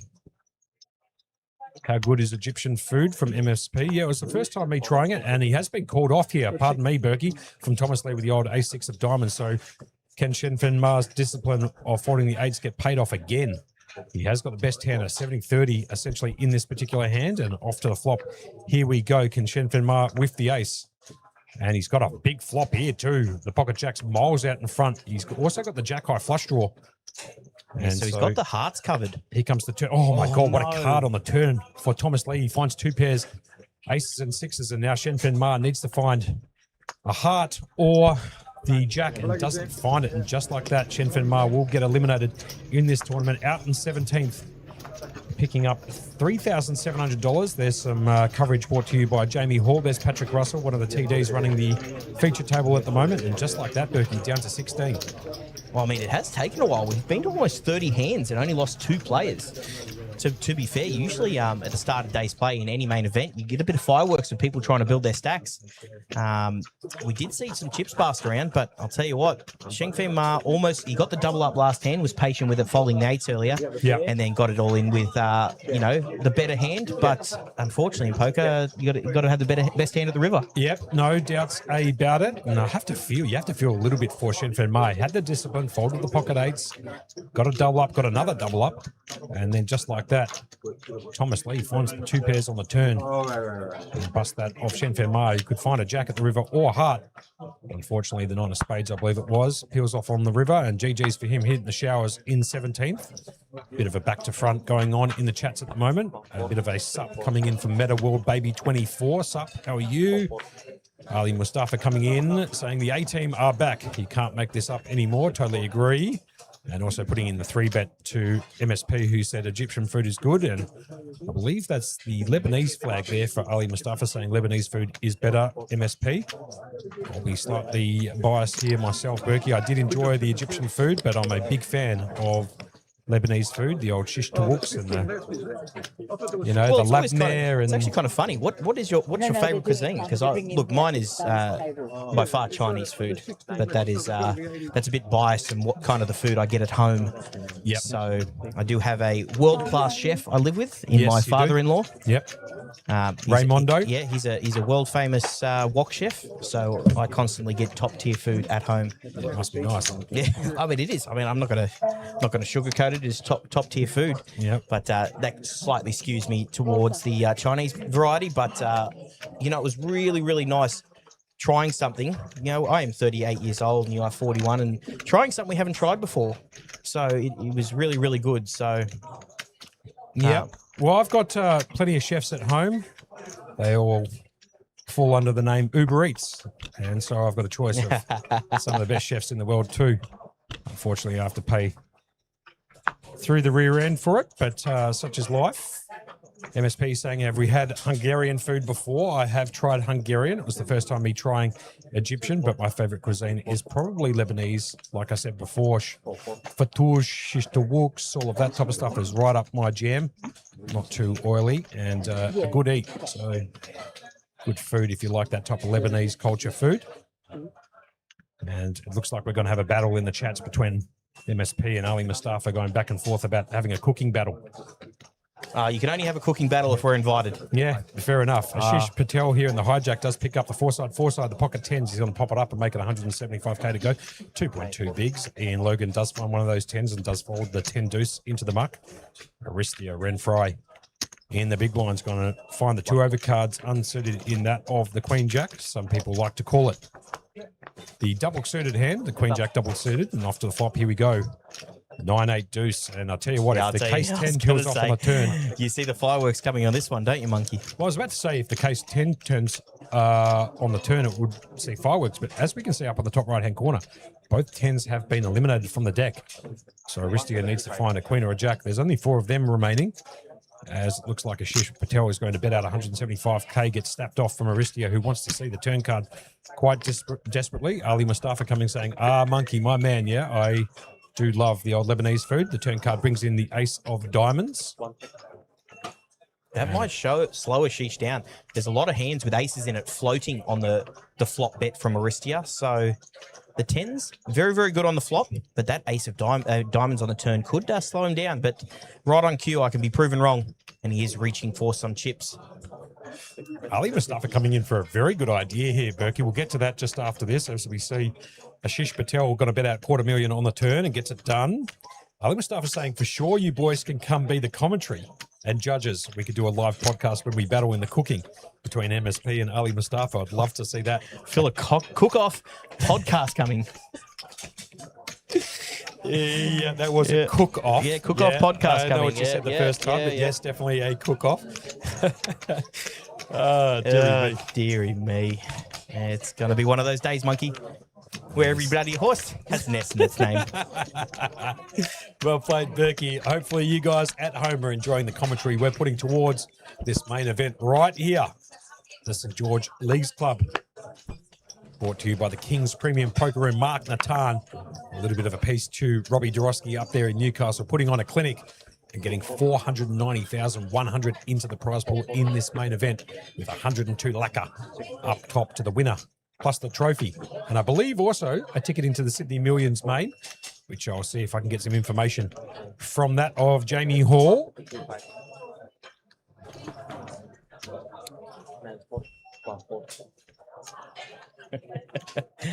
Oh dear, they're going off. This is great. This is great stuff from Yep, Ali and MSP. We appreciate all of you joining us in the chats. And if you've got any questions, comments, or you want to just have a back and forth with us in the chats, then please go ahead and put your comments in there. We can do shout outs if there's a birthday coming up or whatever you'd like. We do like to have a bit of fun with the commentary, and we're going to be doing it all the way through until the conclusion of this main event. Here comes the flop, and it comes bingo. The old 333 on the flop. Tray.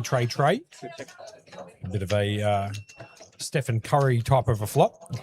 Yes.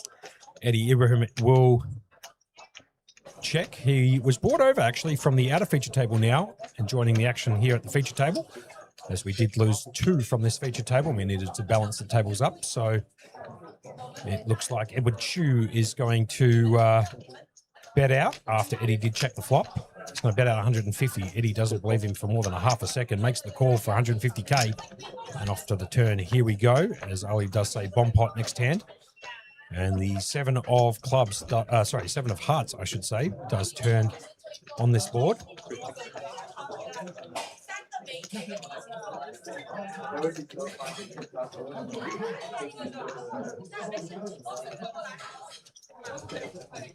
Does go check from Eddie. Does go check from Edwin as well. So we're going to go to the river. We've got a queen of diamonds on the river. Eddie Ibrahim having the best hand at the moment with those 3 3s, queen with the ace kicker. Edward Chu in second. Now he's going to be first out for Eddie. He does check. I dare say Edwin is going to check behind, but trying to pull in that of Edwin Chu's aggression is always going to be a mystery to me, Monkey. So I don't know. Eddie does have the best hand, but he could be bet off this one. Yeah, well, Eddie has checked, and it's going to go check at the river, and Eddie will take it down for 365K, one calendar year in terms of days, for a plus of 365K into his particular chip stack, now just shy of 5 million, 61 bigs. I'll tell you what, Eddie came into this tournament. He was one of the underdog stories that we love talking about, correct? His biggest score ever was 4K USD. So, what, 5.7K AUD? And he's now sitting in the final 16, which gives him at least, 3,700 locked up. Yeah, so, you're talking about Eddie? Eddie Ibrahim. He's the true underdog story for us. It's kind of funny actually, because I thought for a second there you're talking about Eddie as in Eddie. No, not Edwin. Not Edwin. No. So we do call Edwin Eddie sometimes too, but we are going to call Edwin Chu Edwin and Eddie for obvious reasons, just to make sure we don't get the names mixed up and people don't know what we're talking about. But he's built up a stack. He was one of the shortest stacks of the day. Yep. But up to 32 bigs, 2.54 million. The blinds are 40,000, 80,000, then 80,000 big blind. Andy, this is hand 33 of the main event. We are down to our final 16 and plenty of fireworks coming. Edward Chu folds around to him, has the 7-8 of clubs, does raise up to 175. Folds around to Eddie himself, folds the deuce 4, and Tolly not going to absolutely join in this one. Can defend a fair bit of big blinds, but the 8 deuce off is not a qualifier for that. Yeah, that is correct. Now, Berkey, a little bit of information about the outer table. The outer event that's going on at the moment, the old closing event. A little bit of information for those people who are thinking about jumping into that bad boy. They have already got 38 entries into that. They're into level 3. And that late registration goes all the way until 9:50 p.m. So you've got plenty of time to be able to come in, about 3 hours, give or take, to jump into that closing event, which is a $250 buy-in, 30K starting stack, $10,000 guaranteed. I'm sure that they will rip that to shreds, 20-minute blind levels, and unlimited re-entries until 9:50 p.m. local time here in Cogra. So come down to the St. George Leagues Club if you wish to come down and play some cards this Monday evening. And if not, sit on the couch and relax and watch some top-tier poker coming out of the final 16, trying to take down that $102,000 up top plus the trophy. And I believe also a ticket into the Sydney Mills worth $2K, Burke. Yeah, beautiful. Those Sydney Million tickets, they're getting a lot of them. So around about 100, 103, 104 already in. Yep. And they're going to be satelliting absolutely galore over the next 2 months. So keep an eye out for any of the satellites that they run here at the St. George Leagues Club. Because this room at the St. George Leagues Club, in conjunction with the King's Premium Poker Room, doesn't let up, doesn't stop. So plenty of action. Even the weekly events are great. You can check that all out online on King's Poker.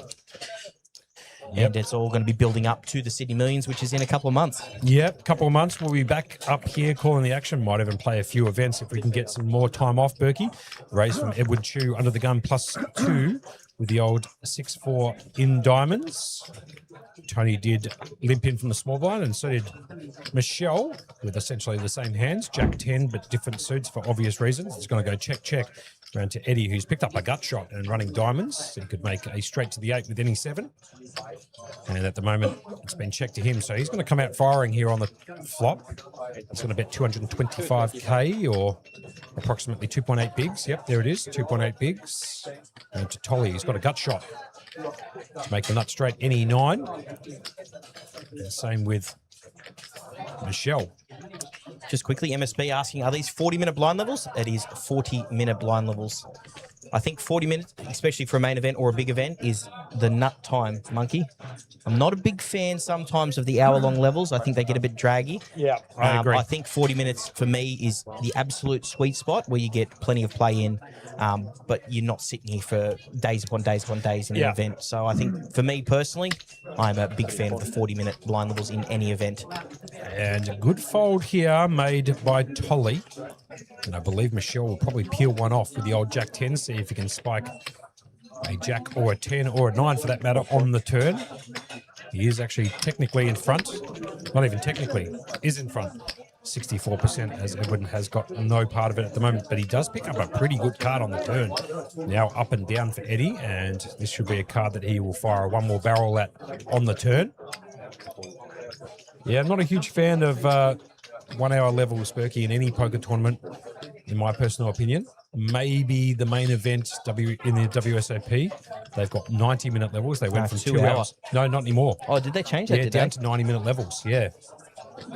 Okay, So they fair went enough. from 2 hour levels down to 90-minute levels, and I think that's the right play. I think most people don't have the time up their sleeves to play 2 hour levels or 90-minute levels or even hour-long levels, as you see Edward Chu just betting out 850K on the turn, and Michael can't continue with that gut shot. And so he will lay it down even though he has got the best hand. Some really good targeted aggression there from Edwin. Picked up more outs on the turn, was allowed to fire in and give himself a chance on the river. He didn't take it down. Put a question out to the chat here, Berkey, which is, what's your favourite cuisine in terms of food? I'd like to know where you guys are listening from, what type of food you like to eat, what you might be eating tonight. It's dinner time now, around 7 p.m. on the east coast of Australia. So let us know what you're up to and what's your favourite cuisine. I ever played my We had a bit of Italian yesterday, Berkey, and had the ex-Benny this morning. So we're carved up, ready to go all the way through until 3 o'clock in the morning. Stephen Kovac's coming in saying stellar work in the booth this series, gents. Any final giveaways tonight? Hoping to get there on the river, so to speak. Yeah, Stephen's trying to suck out on the giveaways from us, Berkey, and you know what? We might see if there's any leftover merchandise at the break. It might be a check to see what's left out there, because we're not going to do any giveaways into some events, because Monkey, other than the closing event, there's nothing really to speak of. So That's true. we'll do a quick check on the break. We'll see if there's anything left for us to give away. But to be fair, we have given away a ton of their merchandise, and we'll see if they've got anything left for us. So we'll worry about that after the break. Yeah, still need to get confirmation from the owners if we can keep giving away their stuff. But I'm sure that Mark and Latam will come to the party. Here we go. Some out-of-table footage at the moment. Looks like Martin Finger with the old King Jack in diamonds. All in Staples. against, Staples.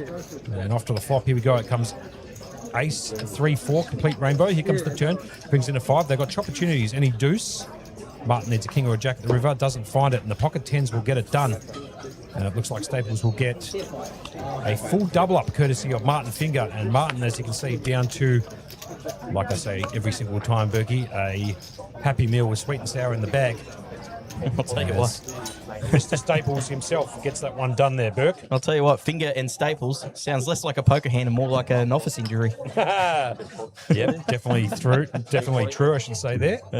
Dear. So that was Mark Staples getting a full double up courtesy of Martin Finger. I'll tell you, right back to the main table, the feature table, or should I say, Tolly has jammed it all in the cutoff for 1.2 million or 15 bigs, and Michelle right behind has the pocket 9s, the Wesley snipers, as you like to call a monkey, because as we've noticed before, 9s seem to flop a set more than most other hands. Yeah, the Wesley snipers, the old Demolition Man hand.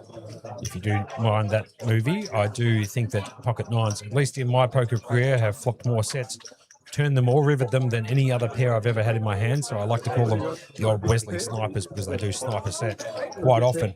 Shish Patel's going to get out of the way with a 7-4. Pocket 4s was also folded there by Thomas Lee. And background, so it looks like pocket 9s all in against the ace-jack. Tolly all in at risk at the moment. Can he find an ace or a jack or some cards to make Broadway here to survive this all in? We will soon find out. Here comes the flop. And that's a beautiful flop for the pocket 9s. Comes 3-8-6, a couple of hearts. Michelle also has the 9 of hearts in his hands, so in a dominating position at the moment, 76% equity. The turn card brings in a repeat 3. What a beauty for Michelle, who needs to fade an ace or a jack at the river. 5 outs. Can he whiff it? And he can't. The ace comes in huge for Tolly. What a massive card. Gets the full double up. Michael was in the dream position there. And unfortunately for him, Michelle will take that bad boy down, finding the ace of hearts at the river. We have been informed that there will be a short intermission now, the first break of this main event. We'll be back here on stream in approximately 15 minutes, Berkey. So if you want to come back at about 7:15, we'll be right online and bringing out the rest of the action. Down to 16 in the main event. Until then, we'll join you back here at about 1:15.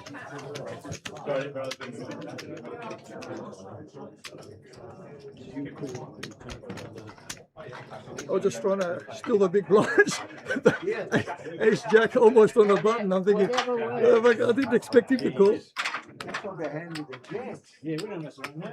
We're going to wrap it all the stuff.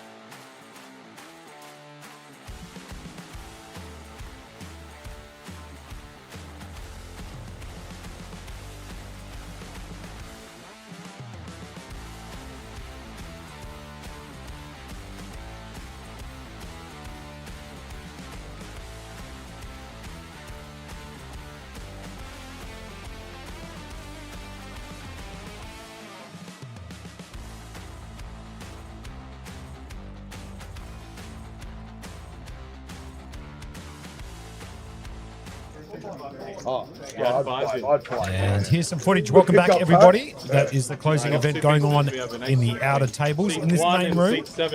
Just this main room in action today as we are calling out the main event. But this is the closing event.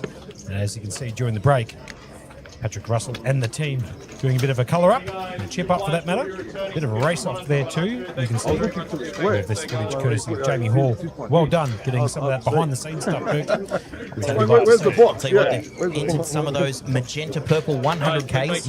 Jeez, those super pretty colour, aren't they? Yeah, that magenta sort of pinkish colour. Oh, there it is. I knew what you meant, Burke. I didn't see it. I didn't see it. I'm looking for the box. Lead TD on this feature, the final table of the main event, day 3.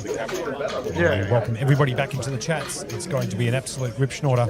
So stick by us as we're going to call out the action until whatever time we finish. There's Martin Finger now on the feature table. A brand new table of players coming in. So the names of the players and the chip stacks will be updated shortly. We are down to a final 16 players. This outer feature table was moved straight over onto the stream during the break. And so we're going to have a whole new table of players to call the action for as the cards go into the air. And here we go. Names now updated. Martin Finger. Under the gun. The big blind. Just finds the ace jack and he is going to move it all in. Look at him. Berkey's down to fumes, 50k. He's got half a big. So obviously copped a couple of bad ones on the outer feature table before. We saw it before with the king jack of diamonds versus the pocket tens that held. And obviously crippled Martin Finger down to essentially his toes now, Berkey, as he moves it all into for 50k. Young Song G in the cutoff, finds the pocket sixes, probably worthy of putting in a raise. He does have 2.2 million or 22 bigs. And it looks like he's going to pop it up and make it 250k to go. There is Mark Staples, who did some damage to Martin Finger just before with the pocket tens versus the king jack of diamonds. Sorry, I got those wrong. They're not 100Ks, they're 500Ks. Or 250Ks. I'm not actually sure. Yeah, the whites are worth 100k. And the Yeah, I pinks just must realised be I got that one completely messed up. 250Ks, yeah. And it looks like, there it is. Pocket sixes versus the ace jack. Can Martin Finger hold? Or at least find an ace jack for that matter. He can find a jack on the flop. So big flop for Martin. Top. Here comes the turn. Brings in the 9. No help. Young Sung could find a 6 to eliminate. And does it. Martin Finger gets, essentially a 5x there. And now up to 300k. I'll tell you what, they are 250k. Just getting confirmation. You beauty. So those new chips in play. So we do have the 25k chips of the silvers. Yeah, the greys or the silver. Yeah, the white 100Ks and those purple, pink, however you want to look at them colour. Those really bright ones are 250k. Might as well call them pink, Berkey. Make it nice and easy for the people at home. Joe Natty coming in saying, come on, Mark Staples, win it for the good guys. So a bit of support coming in for Mark Staples. He's the gentleman wearing that. Does it look like a WSOP jacket? Like a bomber jacket? Or is it sort of an... Not quite sure. Maybe a WPT jacket? I'll tell you what, I'm always a big fan of bomber jackets. Yeah, It me doesn't too. matter where they're from. They're just elite jackets. They look really good, really clean. And as you can see, Martin Finger is now in the big blind. So does get that quadruple or quintuple up just before. And now up to 300k. He is in the big blind. Young Song G, who did find the pocket sixes last hand that got beat, will find the 7-5 offsuit here in the hijack. As we're down to the final 16 players out of 754 entries right here in the main event at the St. George Leagues Club, courtesy of the King's Premium Poker Room. And Mark Staples, to the liking of Joe Natty, coming in on Facebook Live, has popped it up and has made it 200k to go, or 2 bigs. The blind's now 50k, 100k, with a 100k big blind ante. And Po Jiang from the small blind did actually limp in. It looks like Martin Finger will move it all in for 200k. And so Martin going for essentially now a triple up. And he could be back up to 700k if he's able to hold here with the old Jack 7 of spades, but off the flop, here we go. There's a Jack in the door. However, in the window, I should say. However, Mark Stables does have Martin Finger outkicked. Martin is going to bet 200k on the flop. Po Jiang will fold the 9-8. And Martin Finger essentially needs to find a 7 on the turn or the river, or running straight cards like the 5-6. Otherwise, Martin will be out of this particular event. And off to the turn we go. 9 of clubs, no help. And off to the river now. The river card brings in the 5. And just like that, Martin has been given the finger, essentially, Berkey, from the umpire, and he's out. Yep, he's been given out, Martin Finger. But I'll tell you what, with Martin being out, like he's always dangerous with chips, it really opens it up for someone new to hit their biggest score, taking down this win with only 15 players left and that 102,000 up top. Yep, the Chew. And Edward Chew is also still out there on the outer feature table. And another big pot going to that of Mark Staples. So now up to 22 bigs or 2.15 million in chips. To the liking, obviously, of Joe Natty, who just gave him some support. So here we go. Jonathan Cross under the gun does find the king deuce off. No good. Con Zenos. He's picked up the old 9 deuce suited in the clubs. He's the gentleman there with the Ray-Bans on.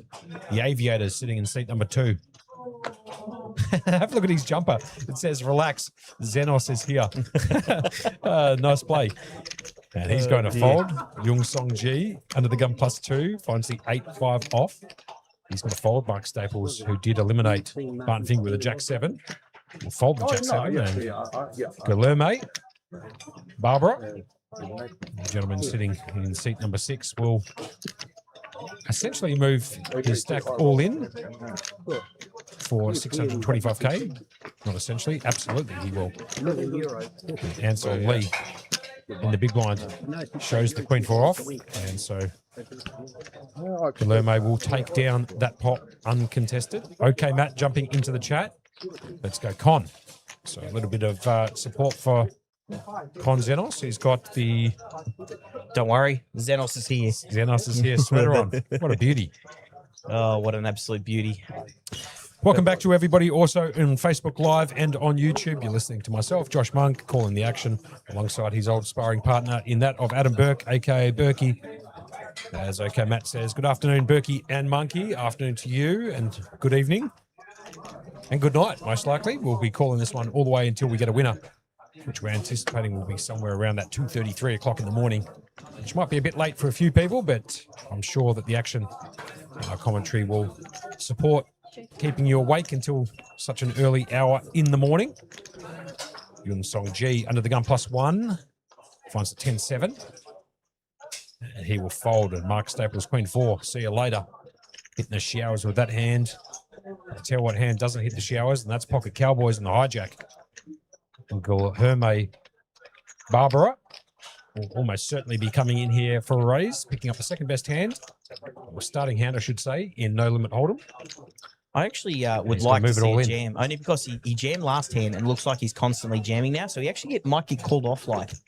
So because like an ace-10 or something like that? Yeah, like he did jam last hand, and it just looks like he's trying to pick up some blinds now. Yes, sir. So unfortunately, nobody's picked up a hand there, Burke. Yeah, he's going to be very disappointed in that one. Don't worry about it. But he did have 8.3. I mean, he could come in for a small raise, but it looks a lot stronger than just jamming for 8.3 bigs. But he has picked up the blinds 2 hands in a row. Oh, wow. He's going to be very unhappy he didn't get any action on that one. But, you know, when the chips are coming your direction, Monkey can't be a bad thing. You can initially separate them. Yeah, good point. Berkey, Berkey, very good point by you. What's that? Just first initial scan, separate the cards. Hopefully you guys at home are enjoying the final stages, essentially, of the main event. Now, all of a sudden, down to 15, Berkey, top right-hand corner. So it looks like we might have lost one on the outer feature table.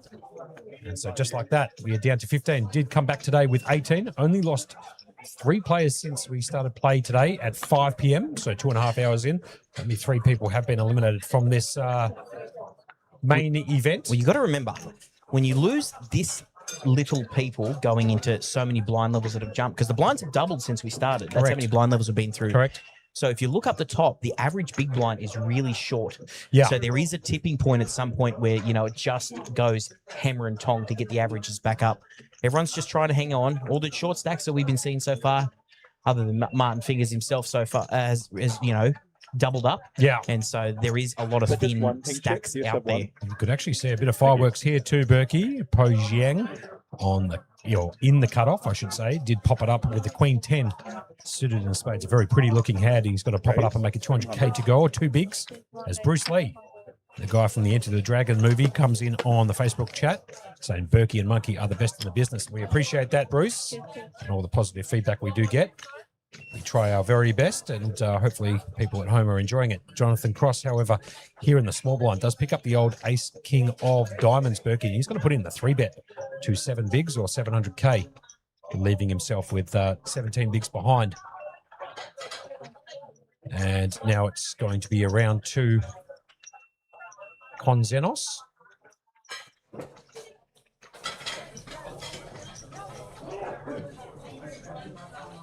Just an awkward position with this hand. Like it is a raise fold hand, but it doesn't look like he wants to let go of it. He is heavily dominated a lot of the times once he gets 3-bet. He does finally elect to let that one go. So Konzenos did make the fold there, and it went round obviously back to Poe, who decided to let it go. So there you have it. Jonathan Cross will pick up that pot.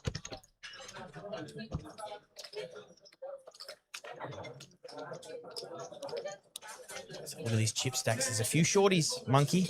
11 bigs, 13 bigs from Con. Galume, Barbara, or the old act was saying, come on, Baraba, let's go party. Very good. Out of feature table, it looks like, who we got here? Aristia, all in with the old ace-8 offsuit. Oh, no, he's flopped the joint, but the club on the turn has given the 8 of clubs a flush. Wow, unbelievable. Aristia making the 4 flush on the turn. King, Queen, Jack, all clubs. 10 of clubs on the turn too, Berkey. And she does make the flush after her opponent, who, I'll see if I can get some information, might have been Ashish Patel. I'm not 100% sure from that particular camera angle. And I think if you did hear in the background, I think it was her son, Maddie, who's come over and, is watching her and cheering her on. So he was calling for the cards as well. Yep. Which is really nice. Good to see the family in the building. Yeah, flops the joint there, but no good, as Aristia does get that full double up, hitting that club on the turn. So shout outs to all the women who are also watching, and good luck to Aristia in this particular main event. It's always good to see a lot of women play poker, and it's good to see one of them running quite deep in that of Aristia, who finds the club on the turn and gets the full double up there. You beauty for her. Now I'm telling you, Yusong in the big blind with 8-3 suited. Here's one you do not want to sleep on, Monkey. I can give you the hot tip. He's already closed out a major event this year for 82,000. Right. So very, very dangerous player to be had at the table. Getting some information about that. Her son on the rail, actually. Looks like Aristia actually taught her son how to play the game when he was 10. And I believe he has just got back from the WSOP. So good to see the mum-son combo out there. Support's always good, especially when you're running deep in a major event. For sure, especially with 102,000 up top. It's going to be limped in from the small blind here from Con, and a check back from the big blind of that of Yung Song. It's going to go check on the flop. The flop came down ace with a couple of 4s. And Yung Song has now picked up the flush draw on the turn. But it might give Con a little bit of an avenue to have a bet. It looks like Con is going to come out and bet 125k. Just to give you an idea, those white chips are worth 100k. The pinks are worth 250k. The white chips, as you can see, are slightly bigger chips, oversized chips, to make it a little bit easier for the players to not get confused with the chip denominations, but they have been playing in this tournament for a few days now, Burke, so shouldn't really confuse them all that much. And a bet and a call on the turn. Here comes the river. It brings in the 6 of clubs, and believe it or not, Connor's actually sucked out on the deck and found the 6 to beat that of the flush draw on the 8 high of Yung Song. And I'd like to see Con go out and fire one more barrel here at the river, maybe something like 250k, 2.5 bigs, give or take. I don't know. It might actually give him an opportunity to. Oh, geez, he actually bets real small. 1 big. He's going to bet a big. Okay, fair enough. We all know at home that Yung Song can't call with 8 high. Well, there's only 2 moves from here. Yep, make a play at it or fold. And I'll tell you what, from what I've noticed from his CV, he's got the experience to be able to pull something like this off. I think considering he's got 19 bigs here, probably in his best interest to just let this one go. And he does. So Con will take that one down.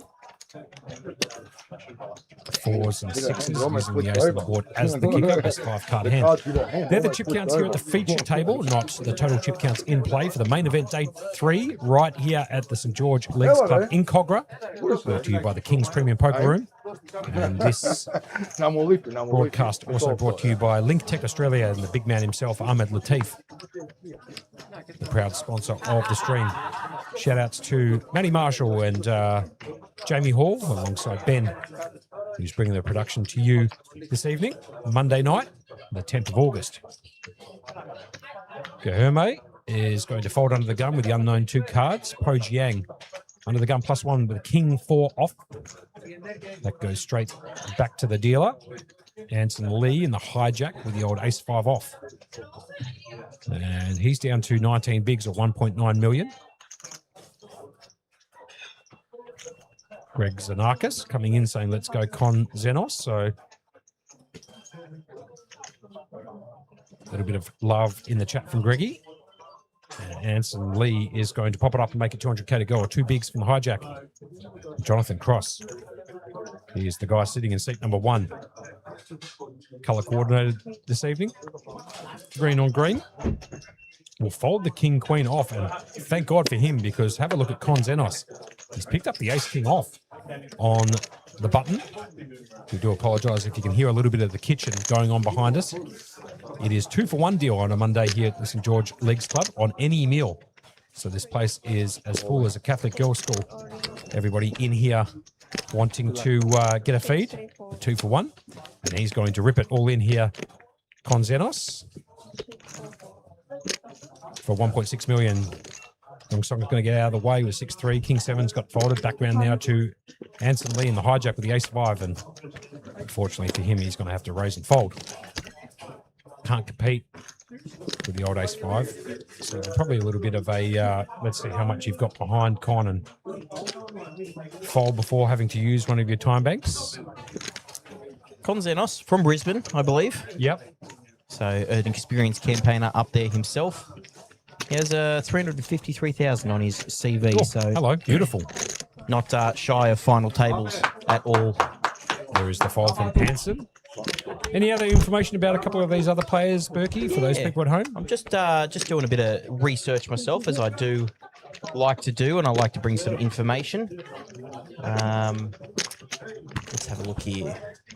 Jonathan Cross. Crossy. Yep. Plenty on his CV, 242,000 in cashes, 30k his biggest cash though. So rightio. In prime position as chip leader to go very, very deep and go for that 102,000. So, I mean, look, what we looked at before, out of the 18 that started, 11 of them, this would be their biggest cash ever if they went on to win it. So I don't want to say a lot of inexperience, but not quite the experience of that of, say, a Martin Finger, who is out now and can give everyone else a chance to, go on to take a big score out. And you know what? It's always good. We like the underdog stories. Yeah, I think everybody loves the underdog story. It's basically the story of Australians in general, and all of these people battling it out for big money up top. 65,000 also for second too, Berkey. We shouldn't shy away from talking about that. I think there's about 215,000 between the top 3 players. So, top 3 payouts, I should say. So, I mean, let's look at someone like Guilherme. His career stats are 67,000 and 18k is his biggest score. Right. So, like, he could, like, time and a half his career earnings with a win here. So, I mean, Guilherme going to go for it. He's got 11 bigs, so he's got a bit of struggle to get past. But, one double up, and he's actually be almost a chip lead with the amount of little people that we've lost and the blinds going up. It's really thinned out the field with average big blinds. So we could see some fireworks, I'd say, over the next half an hour, 45 minutes. Yeah, great shout. And I reckon we'll lose a fair few players in between that. Well said. Po Jiang did make a raise to 2 bigs pre-flop under the gun with the old ace-9 suited in the diamonds, and Mark Staples in the small blind did flick in the call with the king-queen off. And Po's flopped an absolute monster here. He's flopped a nut flush draw and a gut shot to make the straight, and also has the best hand, ace high. So Mark will check from the small blind, back round to Poe, who will put out a bet for sure. I'd like to see him bet something like 2 bigs, but he might bet a fraction more. Looks like 275k, so 2.8 bigs, close enough. And Mark Staples with nothing more than 2 overcuts to the board. King of Diamonds might get him in a little bit of trouble, but Mark Staples knows exactly what he's doing. He sees the writing on the wall and gets away from it. Very good there from Mark. Doesn't get caught up in that particular hand. He could have floated the flop there with 2 overs, but decides not to. Yeah, very, very good from Poe as well. Now, Poe's actually got 31 recorded Hindenburg results, so not shy of getting some results, but hasn't had a huge one yet. Now, I say huge one. 37,000 is his biggest score. Yep. But when you're staring down the barrel of a main event win with 102,000 up top, we'll see if the pressure gets to him at all. Yeah, I mean, yeah, like you said, Berkey, plenty of players. I think you made a comment right at the start of play that 11 players out of the 18 that were remaining, if they were to take down this main event, it would be their biggest score ever. Is that correct, Berk? Yep, that is exactly correct. So there you have it. Half the field plus a few more vying off for the biggest prize money they've ever won in a poker tournament. According to Hendon Mob, Konzenos picking up the old ace-king suited in the hearts and the hijack. It's got 2.1 million or 21 bigs. The blinds are 50k, 100k with a 100k big blind ante. Very easy hand to put in a raise, so he does to 2 bigs. Mark Staples is going to fold the 7-5 of hearts from the dealer button. Herme is going to get out of the way with the queen deuce off from the small blind, and Po Jiang in the big blind could potentially flick in 1 big and see a flop the old 10-7, the Daniel Negreanu hand. It looks like he might do that, and does. So off to the flop. Here we go. MSP making a comment on Facebook Live saying, I played with Jonathan. He's a nice guy too. So there you have it. And have a look at that flop for Po Jiang, flopping top pair, Burke. Yeah, it's a huge flop. Con probably thinking he could be still out in front, or if not, he's got plenty of backdoors. The backdoor hearts, the backdoor straight, and also the 2 overs to the board. So it does go check. He does go check. He's going to try to realise his equity on the turn if he gets a card. I mean, just like that, he just gets the card. Yeah, he had 6 outs going into the turn and finds it. Gin on the turn. The old king of spades peeling off for Konzenos, taking a commanding lead now in this pot. 88% equity, and he's got a player, his opponent, Po Jiang, betting directly into him as he spikes the king on the turn. So 225k or 2.3 bigs bet out from Po, and Con must be licking his lips now. He's got top on the turn on this very dry board. Complete Badoogie. No flush possibilities now. And so he's very happy with this card he's found on the turn, Con. Let's see what he decides to do. Probably a good time to put in maybe a small raise here. You could probably click it back. Yeah, I love this from Con. Very good. He's going to pop it back to 625k. I love this play. Very, very good from Con. And putting the pressure back on Po, who's been outdrawn on the turn and now down to 4 outs. That is very well played from Con. There are some poker players who like to just flat the turn, but in my opinion, especially when the blinds are so high and you're down to sort of sub 20 bigs, you need to protect your hands against certain hands, and this is a candidate for it on the turn. As you can see, Po Jiang now having to consider his options, facing a raise on the turn. 400k to call, 4 bigs. I think he finds the muck here, actually.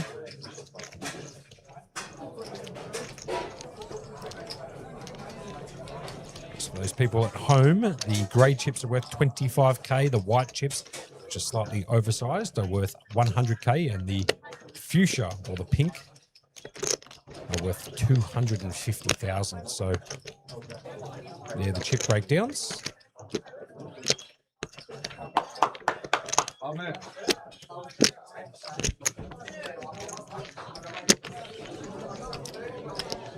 Look at the chip stacks, Monkey, from before. They're very, very average. Everyone's like very, very close.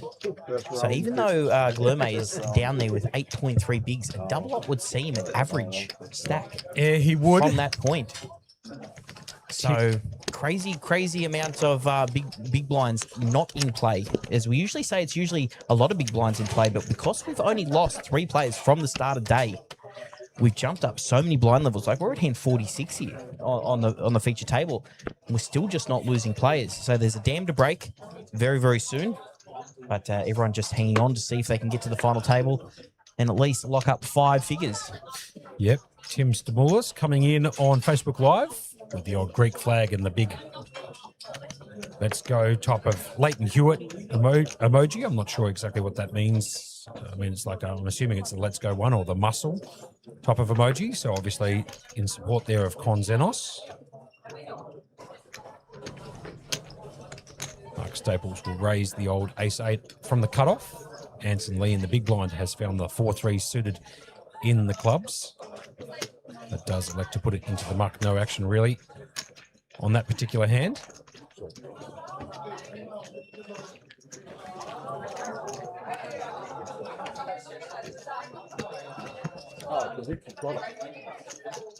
Let us know where you're watching it from. Let us know what you're having for dinner. We like to have a little bit of a play back and forth with the people following us in the chats on YouTube and on Facebook Live. And the more interaction we get from you guys in the chat, the more likely we are to help you out with a giveaway or two. Maybe even be able to put up some of that merchandise stuff. Berkey, I did know that I spoke to, or at least I messaged Mark Liddell a bit earlier. Hasn't quite got back to me, but I don't think it's going to be too much of an issue if we do a giveaway. And worst case scenario, Berkey, we can... I did actually get contacted from someone on our page. Okay. Now, they would like to remain anonymous. Okay? Okay. But they said they would like to anonymously pay for you a You Can't Make It Up hoodie for someone to give away. Give away to someone. So they've just asked me where to send the money. Okay. They said they're not taking no for an answer. And they said they'd love to support us and the viewers numbers we're getting, they're increasing. What a champion. I mean, how good's that? So we will do a giveaway courtesy of the person who wants to stay anonymous. They want to stay anonymous. You Can't Make It Up commentary Facebook page. So shout out to whoever they are, Berkey. That is a very generous offer and we appreciate it. We'll organise how we want to go about handling that, Berkey, and we might have to come up with a question. Or better yet, maybe ask them what question they would want us to ask to the chats. MSP saying she cooked up a bit of beef stir fry tonight. Geez, that sounds pretty good too, Burke, to be fair, the old beef stir fry.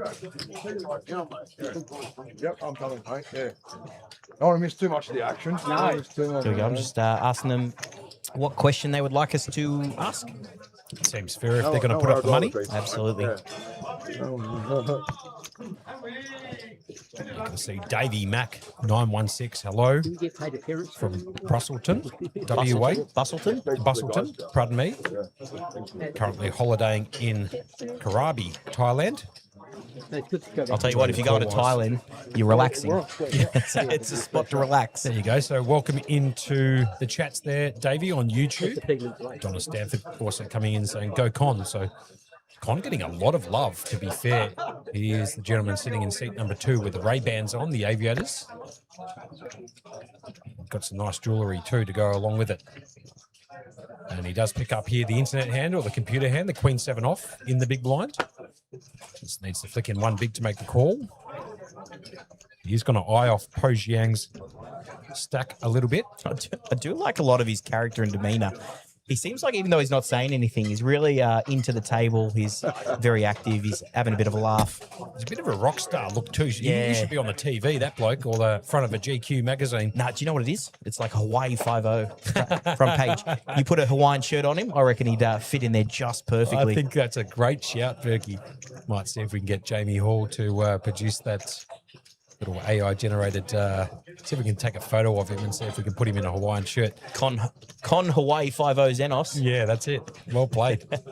Maybe Jamie, if he's listening, you could mock that up and put it up onto the screen for us for a bit of fun. Nonetheless, let's get background to the action. Mark Staples here under the gun, finds the 6-5 off. He's going to fold. Guilherme has found the Queen 6 off, not good enough under the gun +1. Po Jiang slightly better. King 6 in the hijack. That goes also into the muck. Anson Lee, he hasn't found a hand since Jesus wore sandals, this poor guy. And he is also going to fold the old Jack Deuce off. Jonathan Cross, that's a hand that you probably need to fold as well on the button, the old Queen 5 going into the blinds. but he's going to attack instead.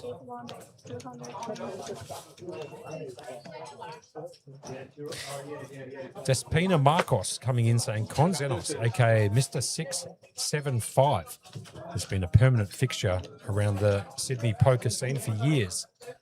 So there you have it. Appreciate you coming in, Despina, on Facebook Live.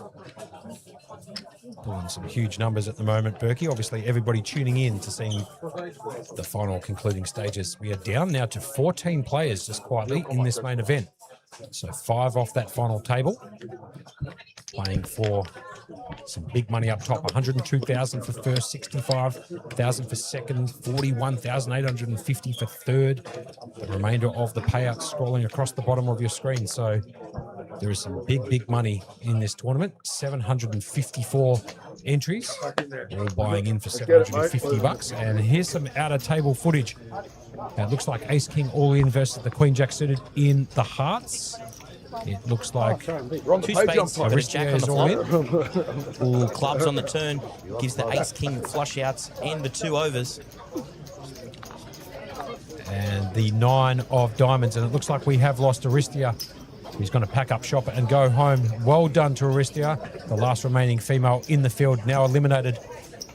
Absolute great effort. Congratulations. You played well. Yeah. And I'll tell you what, you gave us some entertainment value right off the start of the stream. She was hyper aggressive, getting amongst it, and congratulations to her. Yeah, absolutely. Thomas Lee, it looked like, who got the damage and got all the chips from Aristia in that hand. The old Ace King suited in the clubs versus the Queen Jack. And I believe it was the Queen on the flop, Berkey, was it? Yep. And that was all she wrote. Jack on the flop. Jack on the flop, pardon me. That's it. Queen Jack, Jack on the flop. Yeah. The Ace King did get outs on the turn with the club draw or the 2 overs with the Ace of the King. But unfortunately, the absolute brick 9 on the river. But down to 14, Monkey. Yeah, Aristia has played phenomenally, and she will be out in 15th, picking up just shy of 5,000, 4,900 to be exact. And just like that, we are down to 14. As we see Konzenos on the button, pop it up and make it 2 bigs to go with the old Ace 4 off. Round to Mark Staples in the big blind. Finds the dominating hand of that of Ace 10 of hearts off to the flop. Here we go. And a 4 for Konzenos. Finds bottom pair with a nut kicker. Mark Staples needs to play a little bit of catch up here, Burke. Yeah, he's got backdoor straight, backdoor flush. But Con also has the backdoor flush and clubs, so could be a little bit of work. But he does have the 2 outs in the top corner, as you see, of the 10s. But look, like what a huge card on the turn, Burke. Picks up the nut flush draw to go along with the open ender. Wow, you can't find that card in the deck very often. And Mark is going to lead straight back into Con. Sorry, I got a bit excited there, Burke, with the old Jack of Hearts on the turn. That is a huge card. Good on your raps, Warren.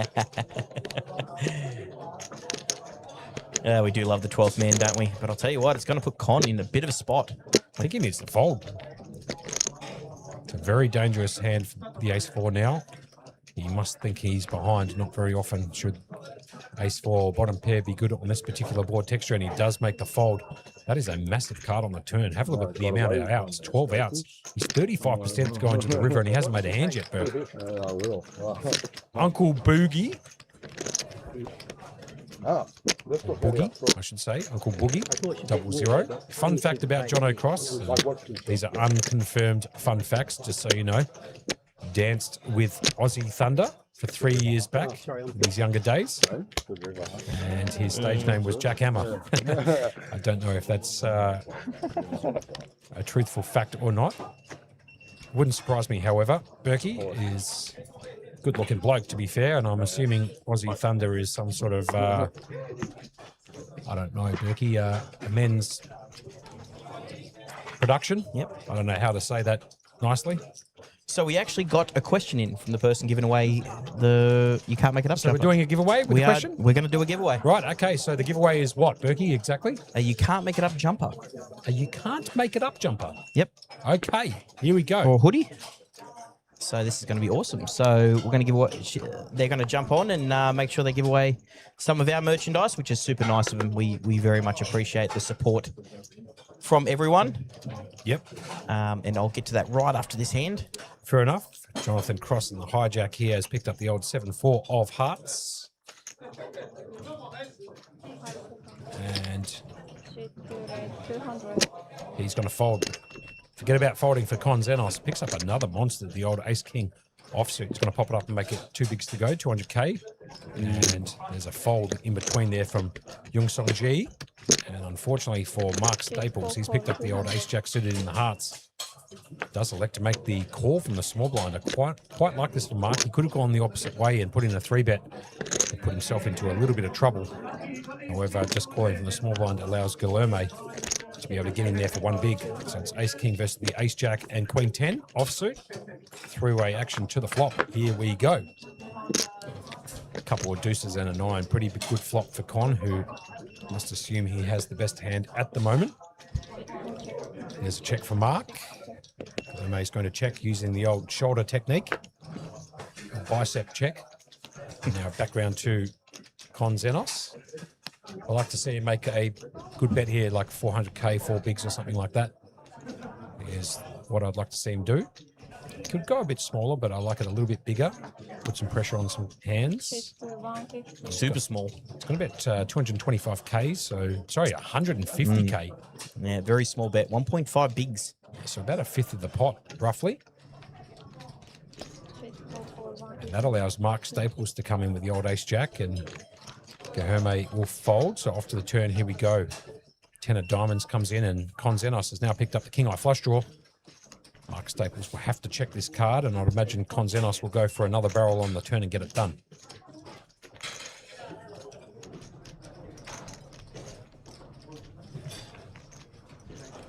Do you know what he looks like there, Con? Like in CSI when they're trying to solve a crime and, they've just walked into the room. They do the stare down of the scene. That's exactly. Check back from Con and have a look at this card at the river. Dear. The 4 flush comes in at the river, giving Mark Staples the top pair, but Con Xenos is going to go nowhere with the second nut flush. King of diamonds. What a card dealt out by Ren the dealer. You almost can't make that card up, Berkey. The Jack of diamonds, the ultimate payoff card, essentially. And Mark Staples should be putting in a raise here with the second nut flush. Obviously, there's a straight flush down there, essentially, with the 7-8 or the Queen-8. So, effectively, he would have the 4th nuts on this particular board in terms of the flush. There is obviously quads and full house outs, but in terms of the flush, he's got the 4th nuts. And there is the raise to 500k or 5 bigs. And Mark Staples now looking down at the old Ace-Jack of hearts, thinking, damn it. And he does fold the Jack of hearts and shows it to that of Con. They're on a 4 diamond board. All right, Monkey, we're going to do a giveaway. Here we go. Giveaway for You Can't Make It Up Like a bit. hoodie or a piece of merchandise from our particular store. What is the question? If I check, you're going to bet. All right. Is it first one in or chosen First red? one in. First one in. Okay, there you go. Get ready. When you're doing color-ups, there is a poker ranking. What is the strongest suit? All the way down to the weakest suit. Okay. I want all 4 of them in order. Yep. And, From highest to lowest. From highest to lowest ranking. What is the strongest suit and what is the weakest suit? All the way down. First one in will get a You Can't Make It Up hoodie.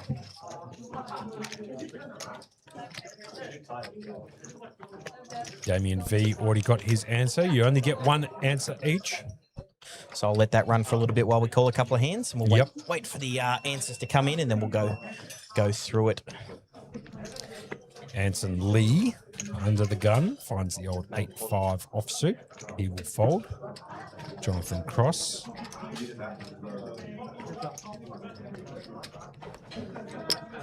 One big, 200.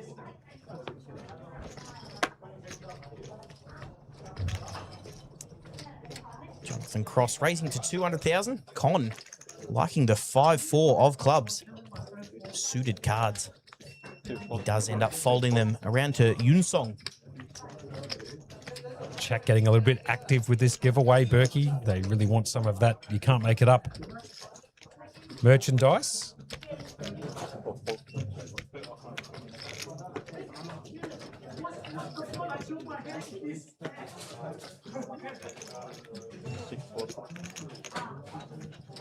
Ooh, look at this monkey. Just on cue. Mark Staples on the dealer button did call with the ace deuce of diamond, but it's around to Po Jang. He's got the pocket jacks in the big blind. Has decided to pump it up and pump it up big. He's gone all the way to, he's looked like a million. He's 3-bet to $1 million here, monkey. Pardon me. Round to Jonathan Cross in the +1. You'll be feeling a little uncomfortable after you've raised in the +1, folding a big 3-bet in the big blind. Now, I do like when you're out of position, raising it bigger. This is just right up my alley. He does get the fold. Round to Mark Staples, who I don't see Ken call.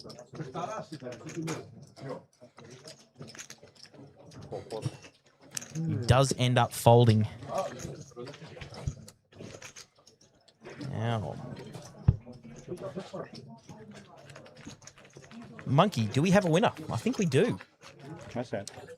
Yeah, now there is going to be, I'm assuming, some backlash here because there is US rankings and we are here in Australia calling the action. So we're going to go with the Australian version of the rankings of the cards in the suits. The answer is spades, hearts, diamonds, clubs. I know that there's a few people putting in spade, heart, diamond, club diamonds. That is the US version of the rankings, but we are here in Australia. So I can confirm it is spades, hearts, diamonds, clubs. It is reverse alphabetical order. There we go. All the way down. I am. So I believe the winner is Andrew Vasilio. Andrew Vasilio. Yep, coming in clutch there with the answer. Spade, hearts, diamonds, clubs. So he was on Facebook. He was the first one in with the correct answer.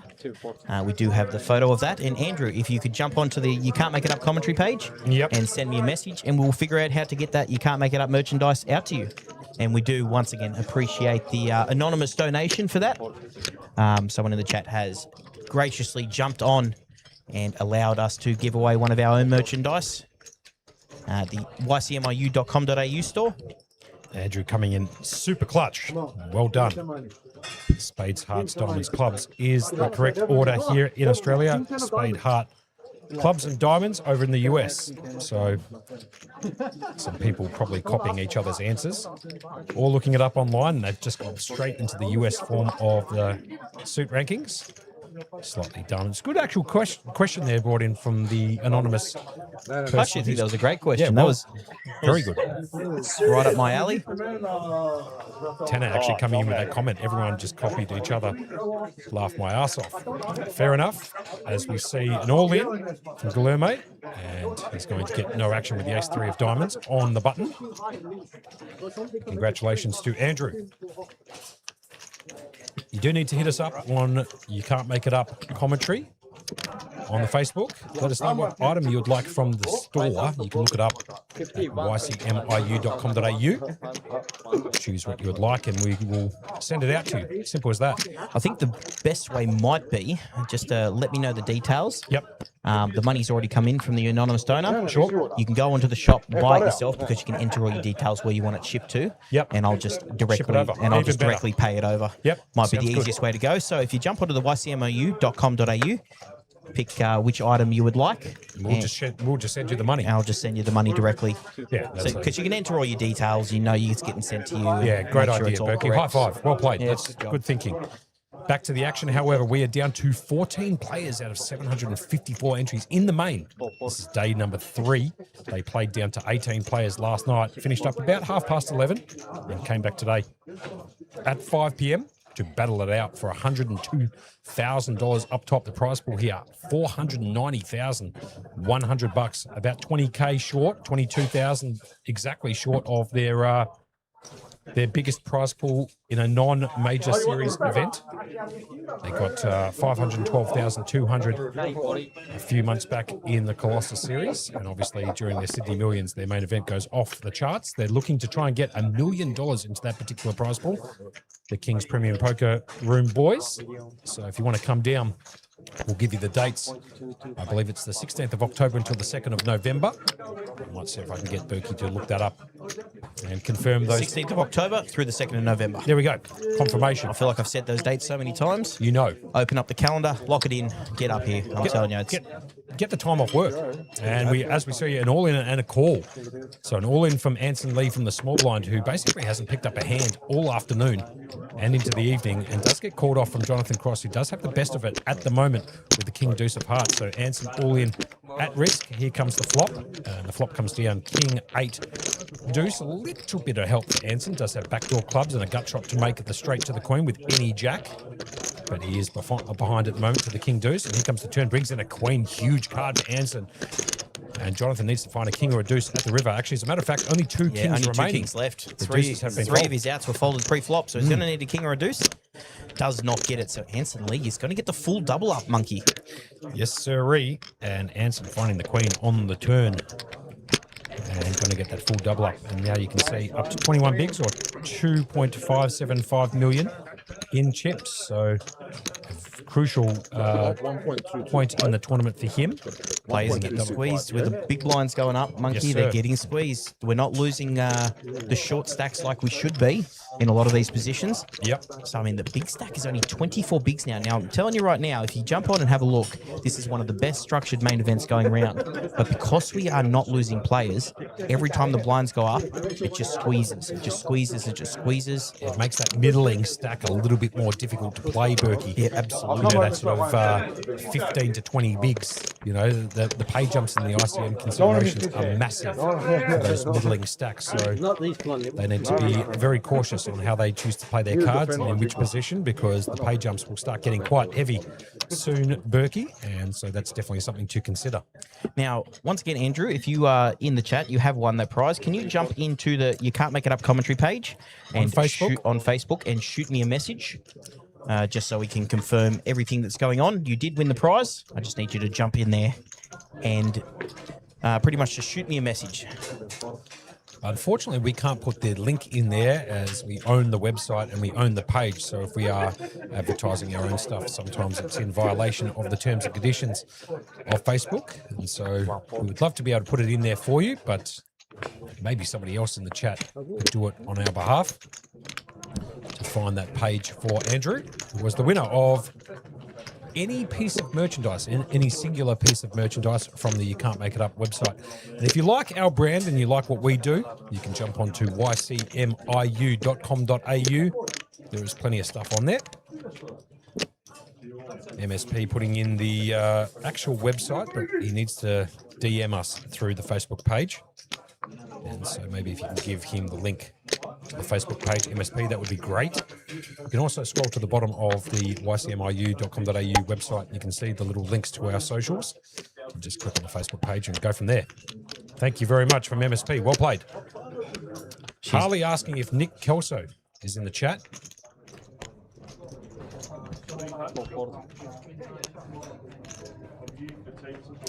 Have a look at Guilherme here. He's picked up the odd pocket queens under the gun +1. He's short, down to 5.8 bigs. He's going to whack it all in for 725k. And probably going to get out of the way. Anson Lee still can't pick up a hand. You've got to feel sorry for this bloke. Dead set cannot find a hand. Anson Lee has got the old ace-4 offsuit in the cutoff, asking for a count.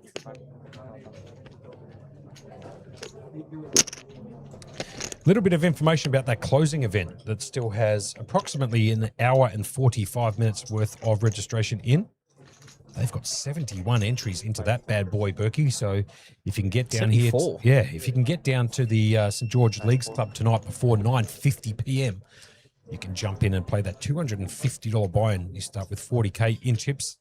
There's 20-minute levels, and like I said before, unlimited re-entries until 9:50.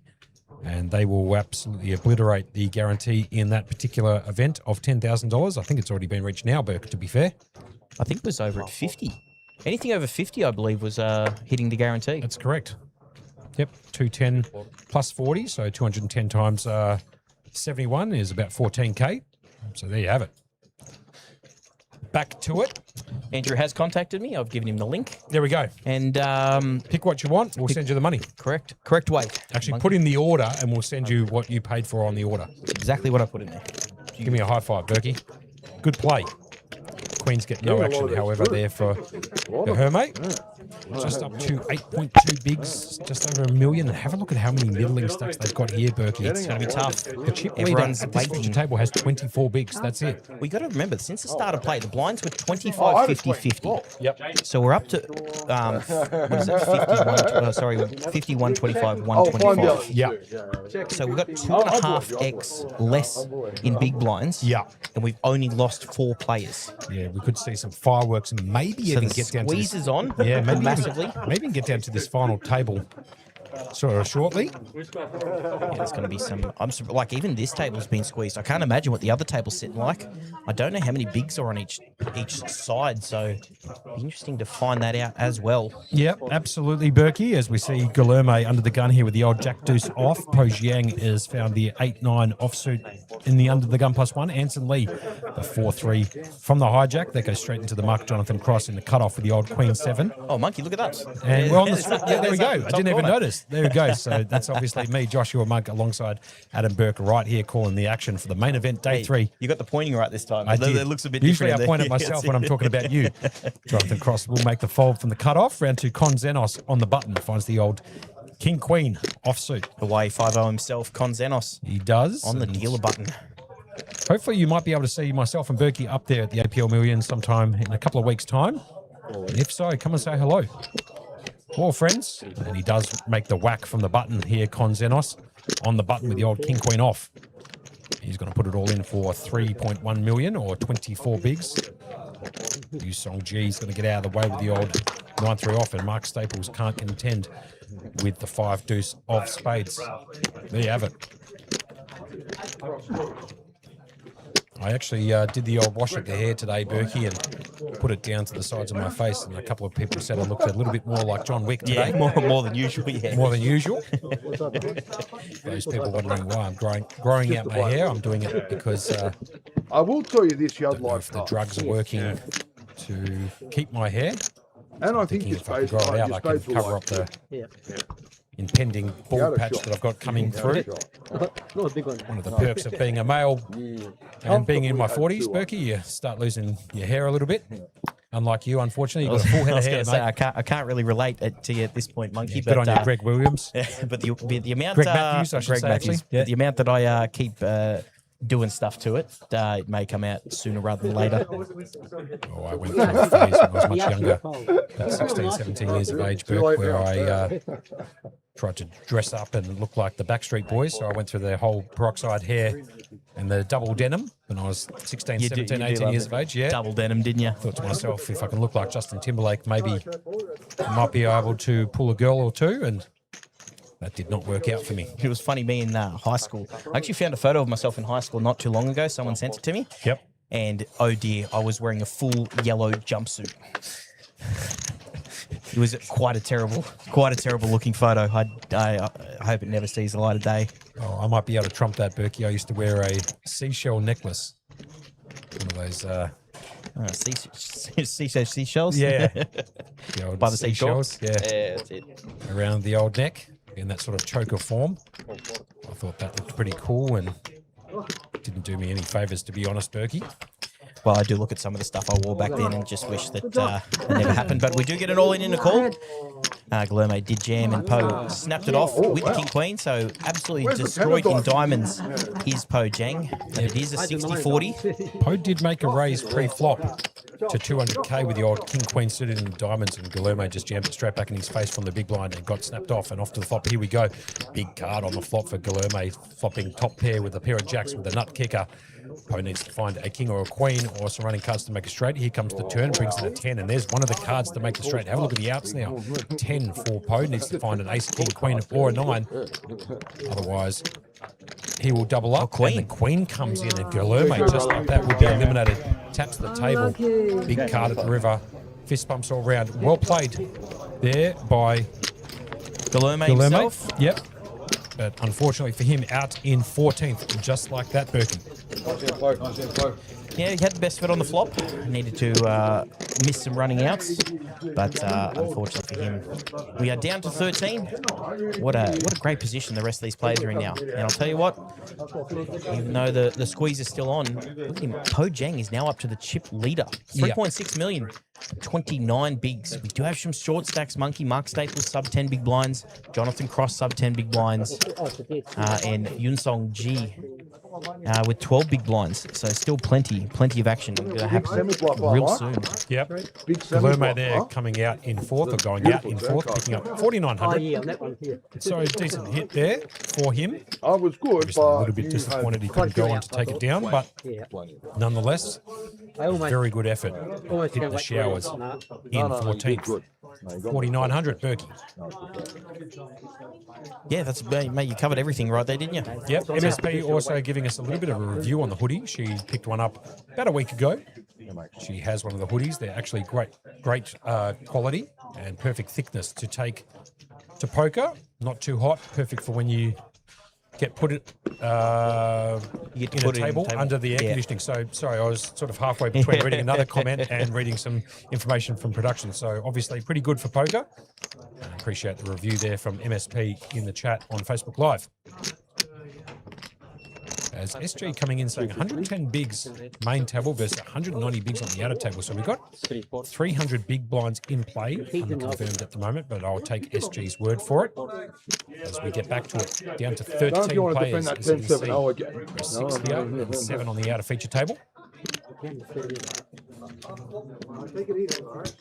too. As it looks like there's been raised to $250,000 from Con Zenos with the King 9, a dog of a hand, and got called by Po Jiang in the big line with the old ace 3 off. The flop comes down 3-4-8, bottom pair nut kicker for Po. 2 overcuts the board and back to a hearts for Con.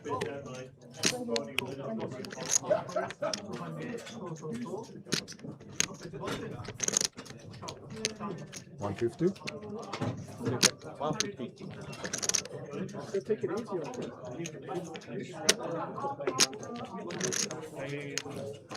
And looks like Con's going to have a stab at it with the over pair. Oh, sorry, with the over 2 cards on this particular board. Pardon me, 150k at 1.2 bigs, and does get looked up from Po as he finds a 3 on the turn. Now making 3 of a kind and getting the check mark next to his name. He's going to check also from the big line. Is Con going to fall for the trap, or is he going to just check it back on the turn? I'd like to see him play this hand quite defensively. He does have a bit of a stack. 27 bigs, 3.35 million, needs to protect it, and he does check it back. Very good from Con. Can he whiff the king or the 9 at the river? And the river card comes in the queen. He can. So I can't imagine Con going to get out of line here. Po's going to check again for a bit more deception. I'd like to see Con just check it back and just take his king high to showdown, which we all know at home is going to be no good. The heart does peel off, so he's got the possibility of potentially bluffing in this spot, but probably in his best interest to protect the chips that he's got and just check it back, but it looks like he's going to go for it. 25. Can we have the denoms of the chips in play, please? No problems. We'll do that in a second. It looks like Con's got to bet 625k and get snapped off from Po. So Con losing a few chips there, now sub 20 bigs down to 2.3 million. It's Po Jiang now up to 37 bigs or 4.7 million. Chip denominations, please, Berkey. Yep, we've got the grey chips, so those nice little grey ones. We've got the most of them on the table. That is the 25Ks. The nice pearly oversized white chips are the 100Ks, and those pink ones, the bright pink, we'd call them, are the fuchsia, the 250k chips. And here's some out-of-table action right here. It looks like a shish versus Thomas Lee. Looks like ace-6 of spades potentially versus the pocket 10s. 7-9-5 on the flop, a 8 on the turn, and a queen at the river. And I believe that the ace-6 is actually going to win that particular hand. The shish there taking some chips away from Thomas Lee, making a straight on the turn. The 4-liner coming in. So the ace-6 busting that of the pocket 10s. Well done there for a shish, getting it done. Unbelievably, the ace-6 finding a straight on the turn. Pretty sick actual run out for the pocket 10s. Chip denominations, like you said, Berkey, 25 for the grey. Whites are worth 100k, fuchsia are worth 250k, as we see Jonathan Cross under the gun, finding the king jack suited in the hearts, and he says enough is enough. And he's going to whack it all in for 1.2 million on 9.6 bigs. Mr. Zenos is going to fold. Song G is going to fold. Mark Staples is going to fold. Po Jiang, can he find a hand? Sort of. He picks up the King 8 suited in the spades, does elect to put it into the muck. So Jonathan Cross needs to try and get it through. One more player in that of Anson Lee, who's picked up another ace, a weak ace, I should say. He's picked up, I reckon, this ace 4, Burke, 3 or 4 times. Kind of insane how many times he's picked up a weak ace unsuited. But does have a decision to make the call or not for 8.4 bigs, 1.1 million. He will leave him with approximately 11 bigs, so could potentially gamble here with the old ace 4, but I'd imagine he's probably going to put this one into the muck. He'll be in the small blind next hand and then obviously onto the button and can see some hands for free, so to speak. So I'd like to see him fold the best hand here. All right, Poe and I are good. Poe and I. Sorry, Monkey, I've left you commentating for a second. I'm just having a bit of a chat with Andrew. Go ahead, mate. And Do I'm what you got to do. Just double checking something that he sent me. And I think this is a very, very lovely thing. So I'm just going to double check some information and I'll get back to you momentarily as you call the hand. No problem at all, Berkey. So action here on Anson. Like I said, 1.1 million to call, 8.4 bigs would leave him with approximately 10 to 11 bigs. If he does make the call, he does have the best hand. You can see the equities in the bottom left-hand corner, 52-48. So 4% difference between the two hands. He does elect to put it into the muck. And that is a good fold from Anson and the correct one in my opinion, especially considering he's now in the small blind and then he'll be on the button and you can see some hands for cheap. Here is some footage courtesy of Jamie Hall for the closing event. How much is that building up? That is building massively. Total entries there, 75, 48 still remain. You've got until 9:50 local time here in Cogra at the St George Leagues Club to jump in and play that event. So you've got about an hour and a half if you want to get into the car or come down here in an Uber. Yeah, Jesus, right. walk. Yeah, You can ride your bike here, Berkey, and come in and jump and play that closing event. The new place, I'm Some sure they've got some of the it. players actually from this particular event who have busted. I believe I just saw, who did we There lose? was a couple out there. I think we lost Guilherme in 14th, and I believe I just saw him on the screen. So he must have jumped straight into that $250 closing event, Berkey. So plenty of poker to be played. Straight out of the main, straight into the closing event. You're welcome. Young Song G in the hijack does pick up the pocket deuces here. And I'd imagine the hijack with 12 bigs, he's basically got 2 plays to make here, Burke. Jam it all in or fold. I don't like... I like the jam with 2s. He should be jamming and does. Mark Staples does pick up the old Queen 10 in the cutoff. He's down to sub 10 bigs too, Burke. Does Yeah, like bit of to put life it into the support. muck. Poe's going to get out of the way, and Anson Lee still can't find a hand. This poor guy, dead set, hasn't found a hand for a while. And Jonathan Cross has actually picked up the King 10 in the big blind and does elect to put it into the muck as well. We do know that Mark Staples have the same hand, different suits. And have a look at this for a little bit of a play from Jonathan. He's actually contemplating it mid-air. Bit of a pump fake there from Jonathan Cross, but he does elect to put it into the muck. All right, Monkey. Bit of information. You're going to like this Go one. ahead. This is a feel-good story, this one. Andrew's jumped in. He's purchased 3 items. He's purchased the mini-me onesie for the baby, You beauty. the bucket hat, Yep. and the new retro hoodie, He's got the new retro, the streetwear the edition. new streetwear edition. You gotta So love he's that. purchased all 3 of them. He said, I'm so happy to support. And he goes, don't worry about the reimbursement. Pass it on to the next person. What a champion. What a gentleman. Oh, I mean, come on, pal. That's unreal. He's got a 1-year-old at home, so Oh, man, you got to tip your hat to that bloke, that's don't you? absolute top-notch stuff from Andrew himself. So you know what? Mate, That is amazing. He's best on ground at the moment, Berkey. Yep, absolutely. No doubts about it. As Kiwi Bird Special says, good night to both of us. Can't stay up any longer. Needs to go to an appointment in the morning. She's watching from New Zealand, so it's getting a little bit late for her there, probably around 10:30 local time. MSP coming in with a pretty good comment for Jamie Hall. Oh dear, that's a great one. Great job, Jamie Hall. First of his name, Master Image Maker, Pioneer Lensman, Image Alchemist. It's a pretty good comment there from MSP. If you want to play against her, I believe she'll be up there at the APL Millions sometime next week or the week after. But that is a big play coming in from Andrew. Bought 3 items, doesn't want reimbursement, and pass it along. And that is best on ground. 3 votes, in my opinion. Berkey, if it was going to go to a Brownlow medal. Yeah, you got that little baby onesie. So I asked him, how old's the young one? It's a 1-year-old sitting at home. So I'm assuming they're sitting along with the 1-year-old, getting them straight into poker. Gotta love that. And you can't make it up. It's a beautiful onesie for the kids. I've actually seen one in, I've had one in my hands before, Berkey, and they're top quality, honestly, really good quality. And that's not to big us up. It actually legitimately is. We are sourcing all of those items from Australia. Markup is dead set nothing for us, Berkey.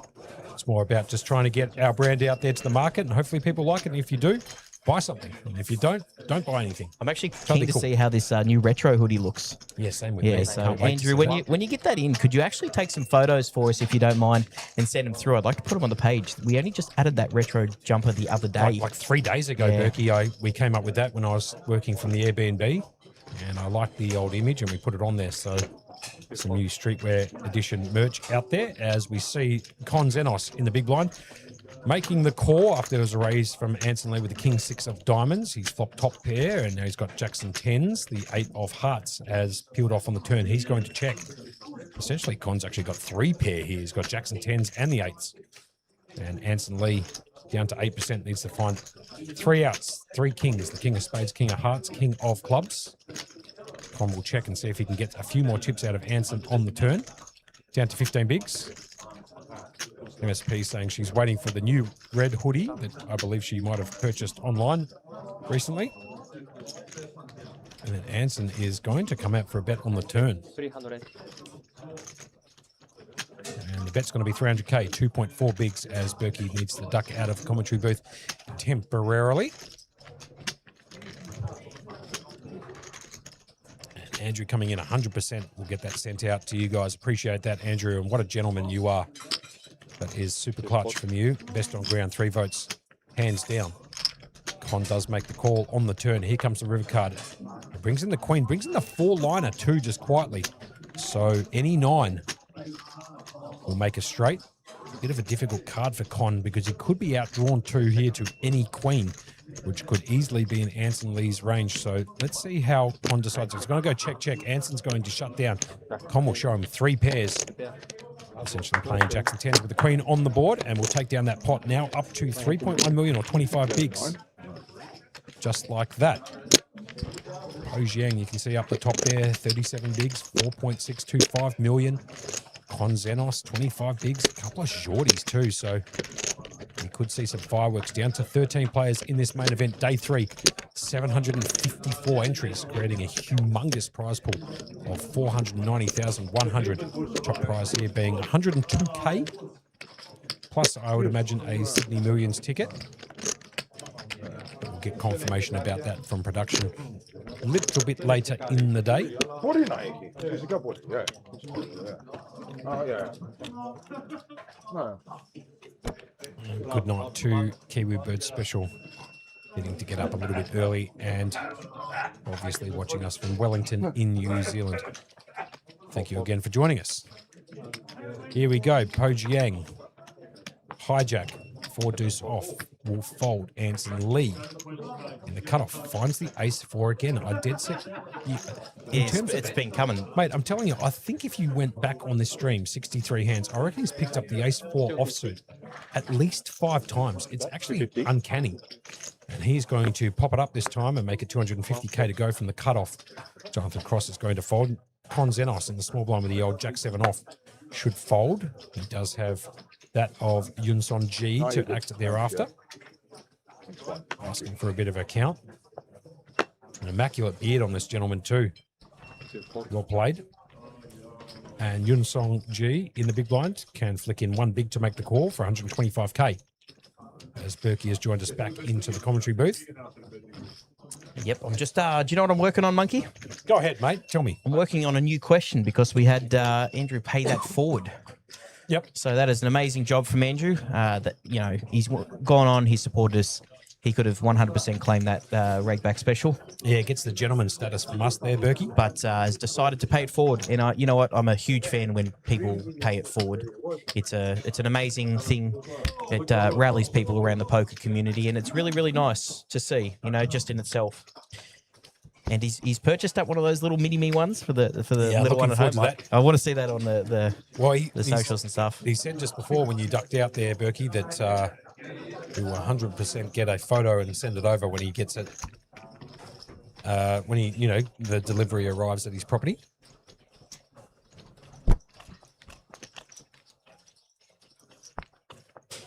As Po Jiang under the gun finds the 4 deuce.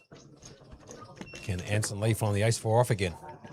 No, actually finds it 10-7 off this time in the hijack. Jonathan Cross does pick up the 3 deuce offsuit. He's been thin, super thin on hands. Thin, mate, absolutely anorexic when it comes to hands at the moment. Not getting any of the hand distribution in his favour. Konzenos, however, has picked up a few monsters along the way. He's picked up a decent hand here on the button, Berkey, with the old Queen 10, and he's going to jam it all in. And Song Ji can't call with the old Jack 3 offsuit from the small blind, so he will fold. And let's see if Mark Staples can pick up a hand. He picks up the old ace 9 in the big blind. A legitimate decision for Mark Staples here. Down to 7.6 bigs.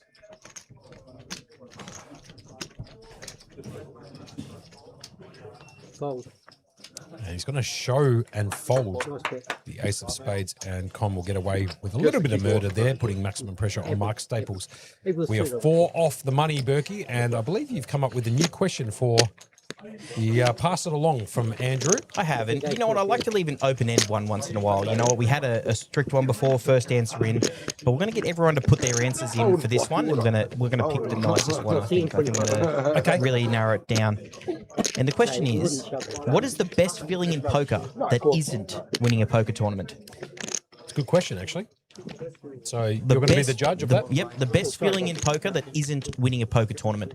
So get your answers in, and we'll have a bit of a discussion about it after a little bit, after we've got a few answers through the door. That is for a You Can't Make It Up hoodie that was graciously passed on by Andrew, who got the last question right. So, gentleman and a scholar he is, and he's got the tick of approval from me and Monkey himself. Absolutely. So we'll get back to the action. Blinds are 50, 125, 125. And I'll tell you what, if the blinds go up any further without losing a player, we're going to see some really, really short stacks. Do we have some information earlier, Berkey, about Mark Staples, about how much tournament live earnings he's got? If I don't mean to put you on the spot, but... Not on the spot at all. I've got all the information. And have a look at this. Con Zenos has actually picked up the ace-4 off. Mate, I'm telling you, this ace-4 has come up more than any other hand I've ever seen in 65 hands. And I remember calling some action down at Play Live where we saw aces come up 11 times in like 100 hands. But I'm telling you, the ace-4 is coming out fast and furious. Which stream was it we had the aces? I think it was the last stream here, the Colossus. Could have been. We had aces come out 11 times in a stream. Yeah, it was crazy. Young Song Ji on the button is going to whack it all in with a beautiful hand, to be fair. The old Queen Jack of diamonds.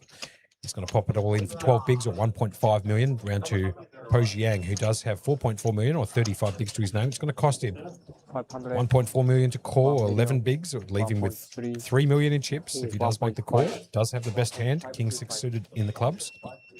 Trying to figure out if he should call with a King 6 suited from a button jam. Yeah, it's a very interesting one. King 6, one of those really, really odd playable hands. They're good to raise with, King 6, but probably not so much calling off a jam.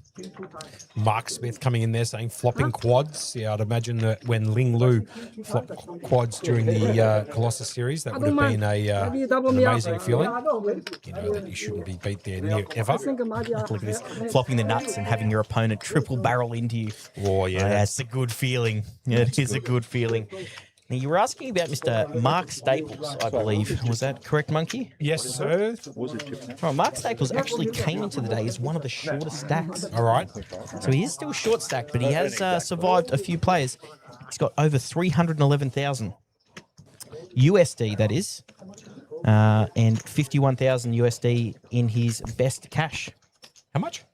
51K is his best cash, Okay. USD. Fair enough. So that'd be up around the 75,000 mark. Donna Stanford coming in saying a winner's photo. Yep, that is a good call too. Actually, quite a unique answer, that one there. Quite like that, Donna. What's better than winning a tournament? The winner's photo. That's a pretty good answer. Thinking Arthur outside. coming in, heading to the rebuy line. Yeah, heading to the rebuy line, heading up to registration after you bust on the first bullet. Once again, the question is, what is the best feeling in poker that isn't winning a tournament? It's a good question, Berkey. I think there's going to be some really good answers coming through, so we're going to leave that open for a bit. I'm going to log all these answers, and you know what? Come up with something nice. We'll figure out a nice one.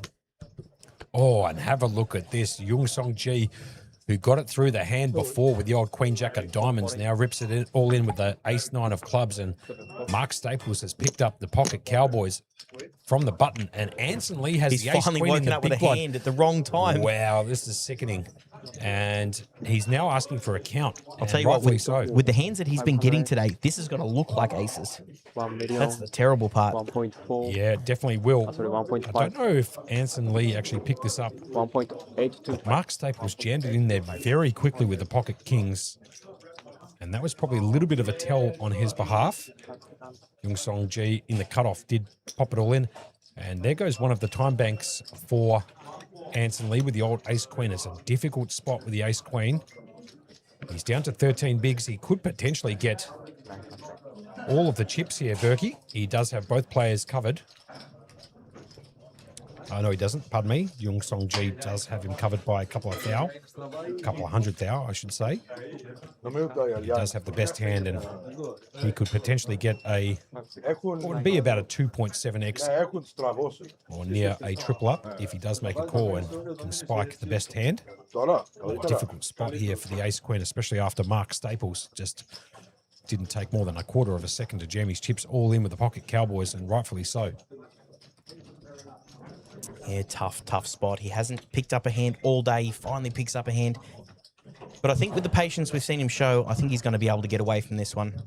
Jacinta Louise coming in, I should say, saying she loves that comment from MSP There's been some cracking answers, which we'll get to the best right feeling after being this hand. Yeah, the best feeling being quietly trapping and taking out one of the rude, arrogant people. He does at the make table. the It call, make a mate. call. Look It's a at big this. call. So this is a big pot here. 4.6 million. Hand number 66. Pocket Queens, Pocket Kings, Ace Queen offsuit, and the Ace Nine. And Anson Lee has got a possibility here of being able to essentially cripple that of Yun Son Ji. Mark Staples has the best of it 70% of the time. He should be winning here with the pocket kings. So three-way action, Berkey. And this is a monster pot, 4.6 million. Let's go. Let's see if Mark Staples can hold here with the pocket kings. Here comes the flop. And it comes 3, 6, 5. No help to the ace queen or to the ace nine. Remember, however, Anson Lee does have Yung Song Ji covered. Sorry, Yung Song Ji does have Anson Lee covered in chips. So This the jack of hearts on the turn. No one has a heart, so King's miles out in front. yeah, needs to find a 2-outer Anson Lee at the river and doesn't find it. And have a look at Mark Staples, just like that. Mark Staples will win the main pot. And the ace queen. Look at how happy he is there. Mark Staples. Tell you what, if I do my Gets math the correctly, Anson Lee actually won't lose that much. I think the side pot is going to be worth just as much as the main, and it's going to go straight over to him. Yeah, 1.7 million for the side. Yeah, and here's some outer table footage too. We're going rocking and rolling at the moment. As maybe we might be bringing that video to you shortly. We're going to go back to this feature table temporarily. Did look like we might have had some outer table footage. And that might come to us as we're looking at the dealer, making sure that everything is being taken care of correctly here. As we can see, Anson Lee to 14 bigs, winning the side pot. Yun Son Ji down to 75k. 0.6 bigs. He jammed it all in the cutoff with the old ace nine of clubs, walked into the kings and an ace queen. So Anson Lee winning the side pot worth 1.7 million. Mark Staples winning the main pot for 2.875 million or 23 bigs. Any more answers coming in? All right. Best feeling, aces or flopping a small set, getting a royal flush, playing cash on your birthday, getting paid off. Yep, fair enough. MSP, the best feeling is quietly trapping and taking out the one rude, arrogant person we'll go with. Yep. Taylor is actually okay. Matt's partner. They're the ones with the newborn at home. Sure. Matt and I made the featured table together last night. They were, I'm assuming, the 600 Sunday down there in Play Live. Oh, beautiful. And they both, and that was probably one of the best feelings for her. What an amazing time making the final table with your partner in such a big event too. That's a great one. Love to see how that car trip went on the way home, especially if one busted the other. SG coming in, getting your biggest score, even though you didn't win. Yeah, not too bad. Yeah, I don't Pretty mind good. that. Despina coming in there, playing in Vegas during the WSOP back in the days of the Rio. Okay, so there you have it, the old school WSOP stuff. And look at the action here. There's just a whole bunch of cards being put out. As we see, Yung Song Ji and the Hijack put it all in with a pocket fives. There was an original raise from Konzenos under the gun with the Ace Jack. The fives got put all in. Po Jiang on the button did make the call to 250K after it was raised under the gun with the Ace Queen. And Jonathan Cross in the big blind's going to come along too with the King Queen, Berkey. We've got four-way action with Yung Song at the moment all in at risk with the pocket fives. Your prop cards, Berkey. I'll tell you what, with everyone having each other's outs, I'll take the pocket fives in this hand. Yeah, good shout. If it comes to low board, Ace Yung Song Queen, Lee Ace could- Jack, King Queen. They're all holding each other's, but we'll go see the flop. And the flop comes down 3 Queen 6, and believe it or not, Po Jiang, who has got the best hand pre-flop outside of the pocket pair of the fives, does flop top pair, top kicker, and Jonathan Cross is in a world of hurt at the moment. He does have top pair, second best kicker, backdoor clubs working for him too. And have a look at the demeanour on Yung Song Ji. Thinks that maybe he might be in a bit of trouble here with the pocket fives. Needs to find a five or running cards to make a straight for the time being, as he has been outflopped. First person to bet will be Konzenos, who appears to be betting 250K or $250,000, two bigs. Jonathan Cross will almost certainly make the call. He does have Po Jiang to act on the button there after him, so he's got the option of flatting here and potentially keeping Po Jiang in. And he folds the King Queen. What happened there? So I'm not sure if I've called that correctly. No. So Jonathan the Ace actually had Jack was the one that folded. Sorry, yeah. pardon me. So I do apologise. That's okay. Konzenos actually had the Ace Jack and did fold to Jonathan Cross's bet with the King Queen. I do And now apologise. Po Jiang is jammed and round to Jonathan Cross again, who has top pair second kicker, which is absolutely obliterated, but he does have backdoor clubs. But I'll tell you what, Jonathan's only got 4.6 bigs left. Yeah, apologies for a misread by myself in calling the cards there. Obviously, a bet from Jonathan Cross, who was the first to act after the flop. He flopped top pair, bet at $250,000. The Ace Jack of Konzenos went into the muck. Po Jiang's just going to rip it straight back into Jonathan Cross's face, putting him to the test for the remainder of his chips. He's got 4.6 bigs or 575K. And in a world of hurt at the moment, you can see down to 20% equity. The problem is with 575K left, I don't think he's got enough to fold. Like, he's only got a very, very short amount of chips. 575, it's a huge pot. Yeah, it's a monster pot. Good call from you, Berkey. I think he's just getting the odds to call.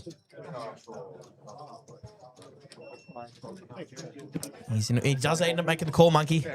He's going to show the King Queen, the Ace Queen out miles in front, and Yun Song only having one out to catch up to the rest of the field. I'll tell you what, this could be a double knockout, Monkey, with Ace Queen. It could. You can see the outs in the top right-hand corner. 3 outs for Jonathan Cross. 1 out for Yun Song Ji, as the 5 of spades was burnt during the initial deal. So 3-way action here.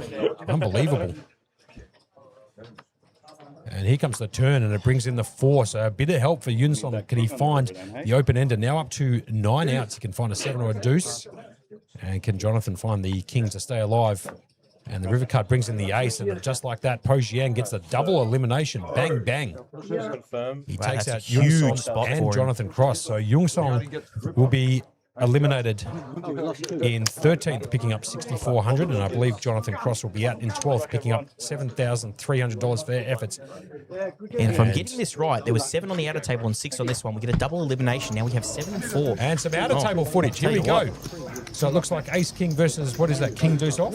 Ace King versus King Deuce off. King Deuce off at risk. Is it King Deuce suited or King Deuce off? King Deuce suited, sorry. Okay, and the flop comes down Jack, 7, Queen. Queen on the turn. The Ace-King should be able to win from here, and does. And just like that, it looks like we're going to lose another player. That looks like Tolly. That is Tolly. Yep, Tolly's going to be out in 11th. Holy cow, we just had some wild scenes. And he's going to be out in Oh, no, wait. third. As it looks like there's some more out-of-table footage. No. Oh, he wasn't actually all out. He only had 50K left. Right, and it looks like 2 pairs there. I think 5s and 3s versus the Jack 10. And gee whiz, there's a whole bunch of stuff going on up there. Tolly got absolutely crippled in that particular hand, and I believe that he has now been eliminated in 11th. We're going to put him in here, and it's going to be big line out. So anyone can make clips and run. Tough break. We're going to be big line now, you're going to be big line here. Wow, what an incredible turn of events in the last 5 minutes. Double elimination here, single elimination over the other table, and just like that, Monkey, we are down to 10. Yep. So we're on the final table bubble. He's big as his own shot. Yeah. No, What a crazy Big by himself. turn of events. But Po Jang, absolutely monstrous stack now after getting that double elimination. He's up to 47 bigs, if you don't mind. Mark Staples sitting there with 23 bigs. Con Xanos in seat 2 has 25 bigs. And Ensign Lee with 13 bigs in seat 9. We will be getting a player to the table. Right, so got crippled in that particular hand there, Tolly, and then gets busted out the hand thereafter. And he'll be out in 11th, down to picking up $7,300 for his efforts. So pretty good effort there from Tolly. And so 10 people remain. Just like that. Wow. A lot of stuff going on in the outer feature tables, and that of the feature table 2. Po Jiang getting a double elimination just before with the ace queen, taking out both So Ashish has joined the table. Yun Son and that of Jonathan Cross, and then Tolly obviously getting crippled in that particular hand before and then busting out shortly thereafter. Yeah. Lost 3 people in the space of what? Yeah. 5 minutes, not even, yeah. Oh, look at this. Ashish just joined the table. And he's picked up the pocket queens in the big blind after Po Jang raises in the cutoff with 4-5 offsuit. So he's going to get active right off the bat. He does. He does decide to raise it up to 900,000. Oh, sorry, to 1.2 million. Round to Po Jang. 6 big blinds to call, or 900,000. The blinds are up 75, 150 with a 150 big blind ante.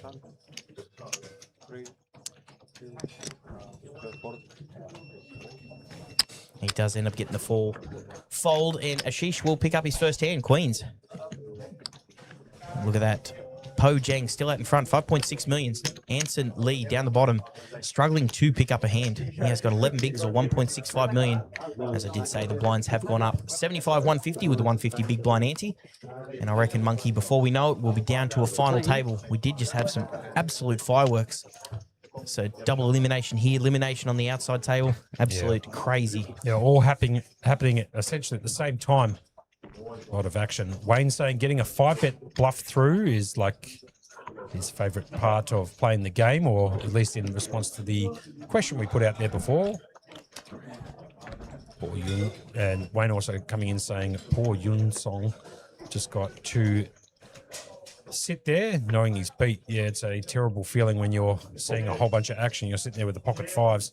He kind of would have liked that turn card, gave him the open ender, couldn't find it as the ace peels off, and Po Jiang getting a double elimination. And then we had to go straight out to the outer feature table, Berkey. And that was just left and right. Hands everywhere. Yep. But we were talking about it earlier, we didn't have that many busts out.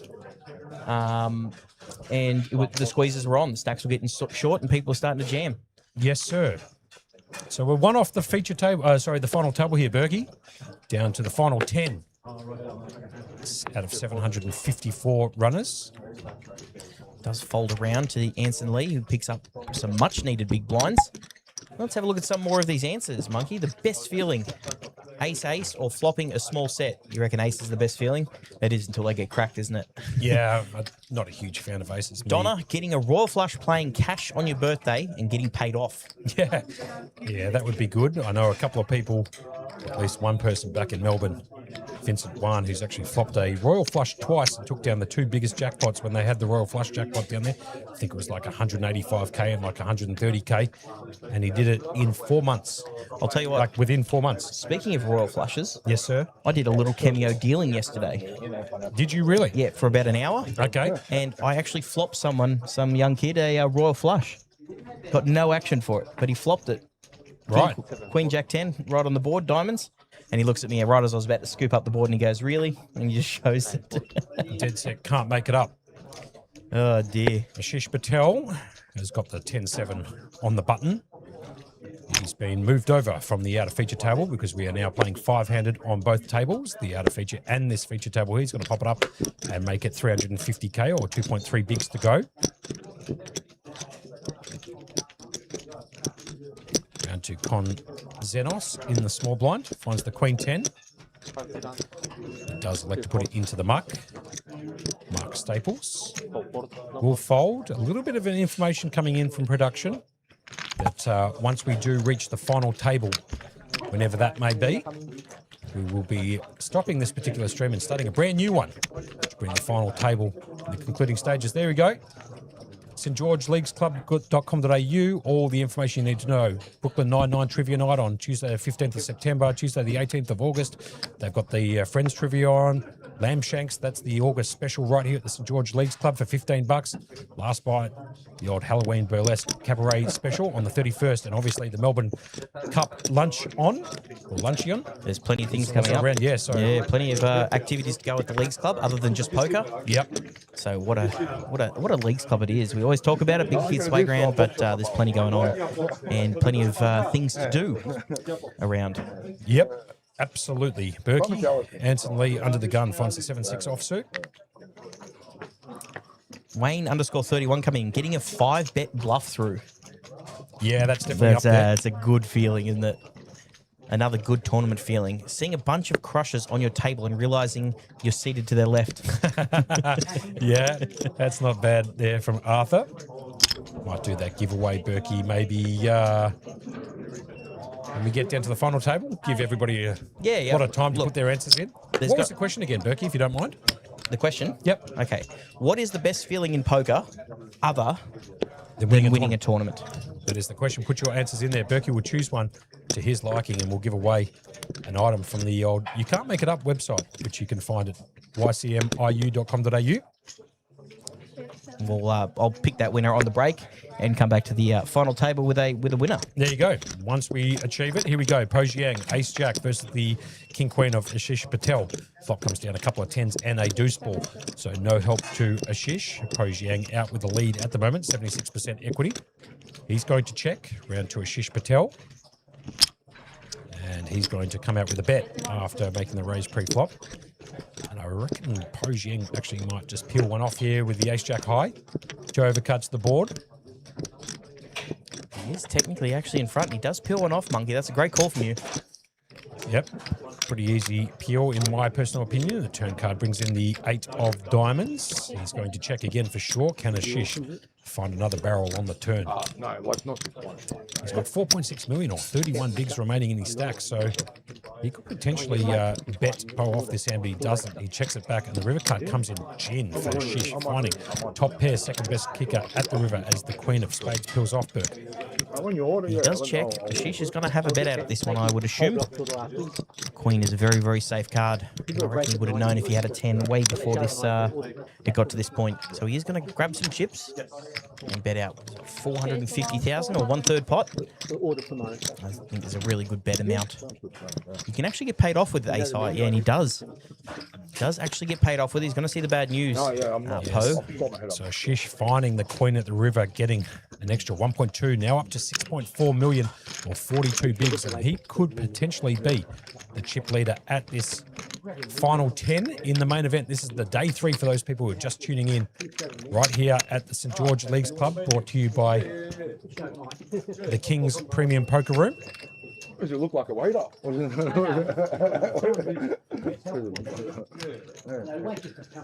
Ja, got a sunset better. All right. They are playing for the top prize here too, Berkey, of 102,000. and almost certainly a ticket into the Sydney Millions main, but we'll get confirmation from the production studio if that happens to be the case. Ashish Patel, who just won the last pot, finding the queen at the river, finds another queen here, the old ace queen off under the gun, and he will pop it up and make it 350k to go, or 2.3 bigs. Konzenos in the cutoff, 9-3 off.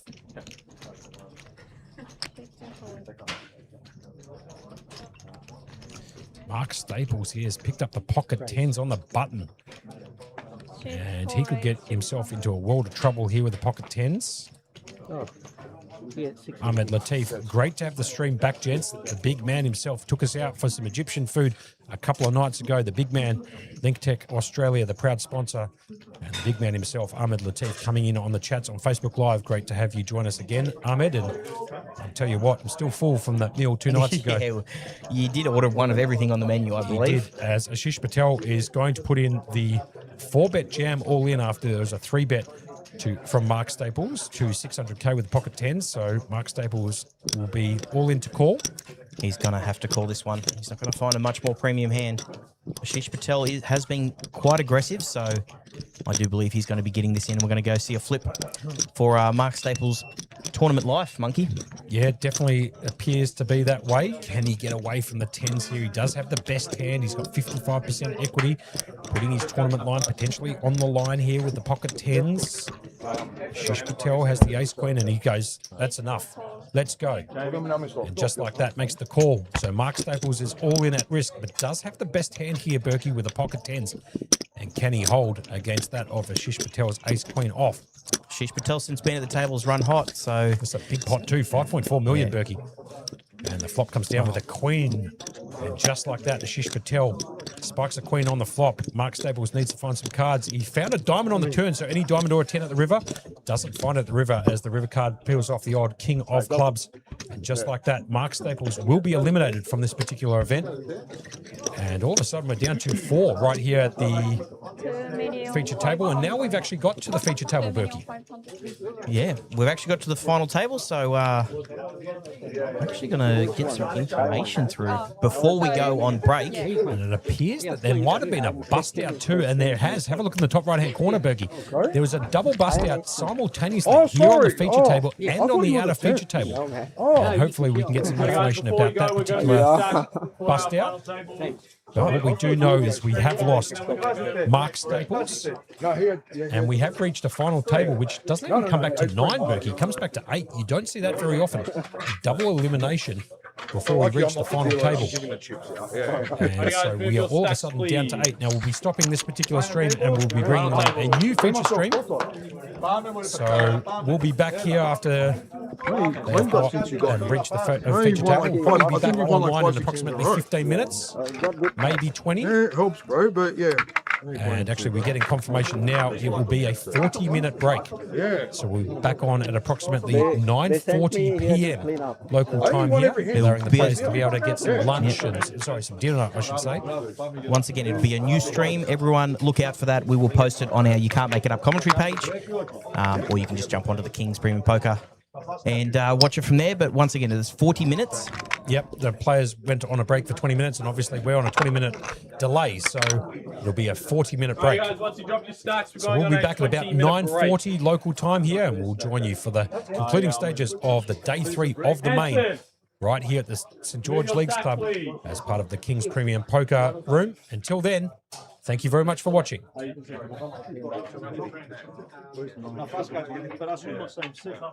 So I got that mad. Oh, we got 8 left. FYI, what?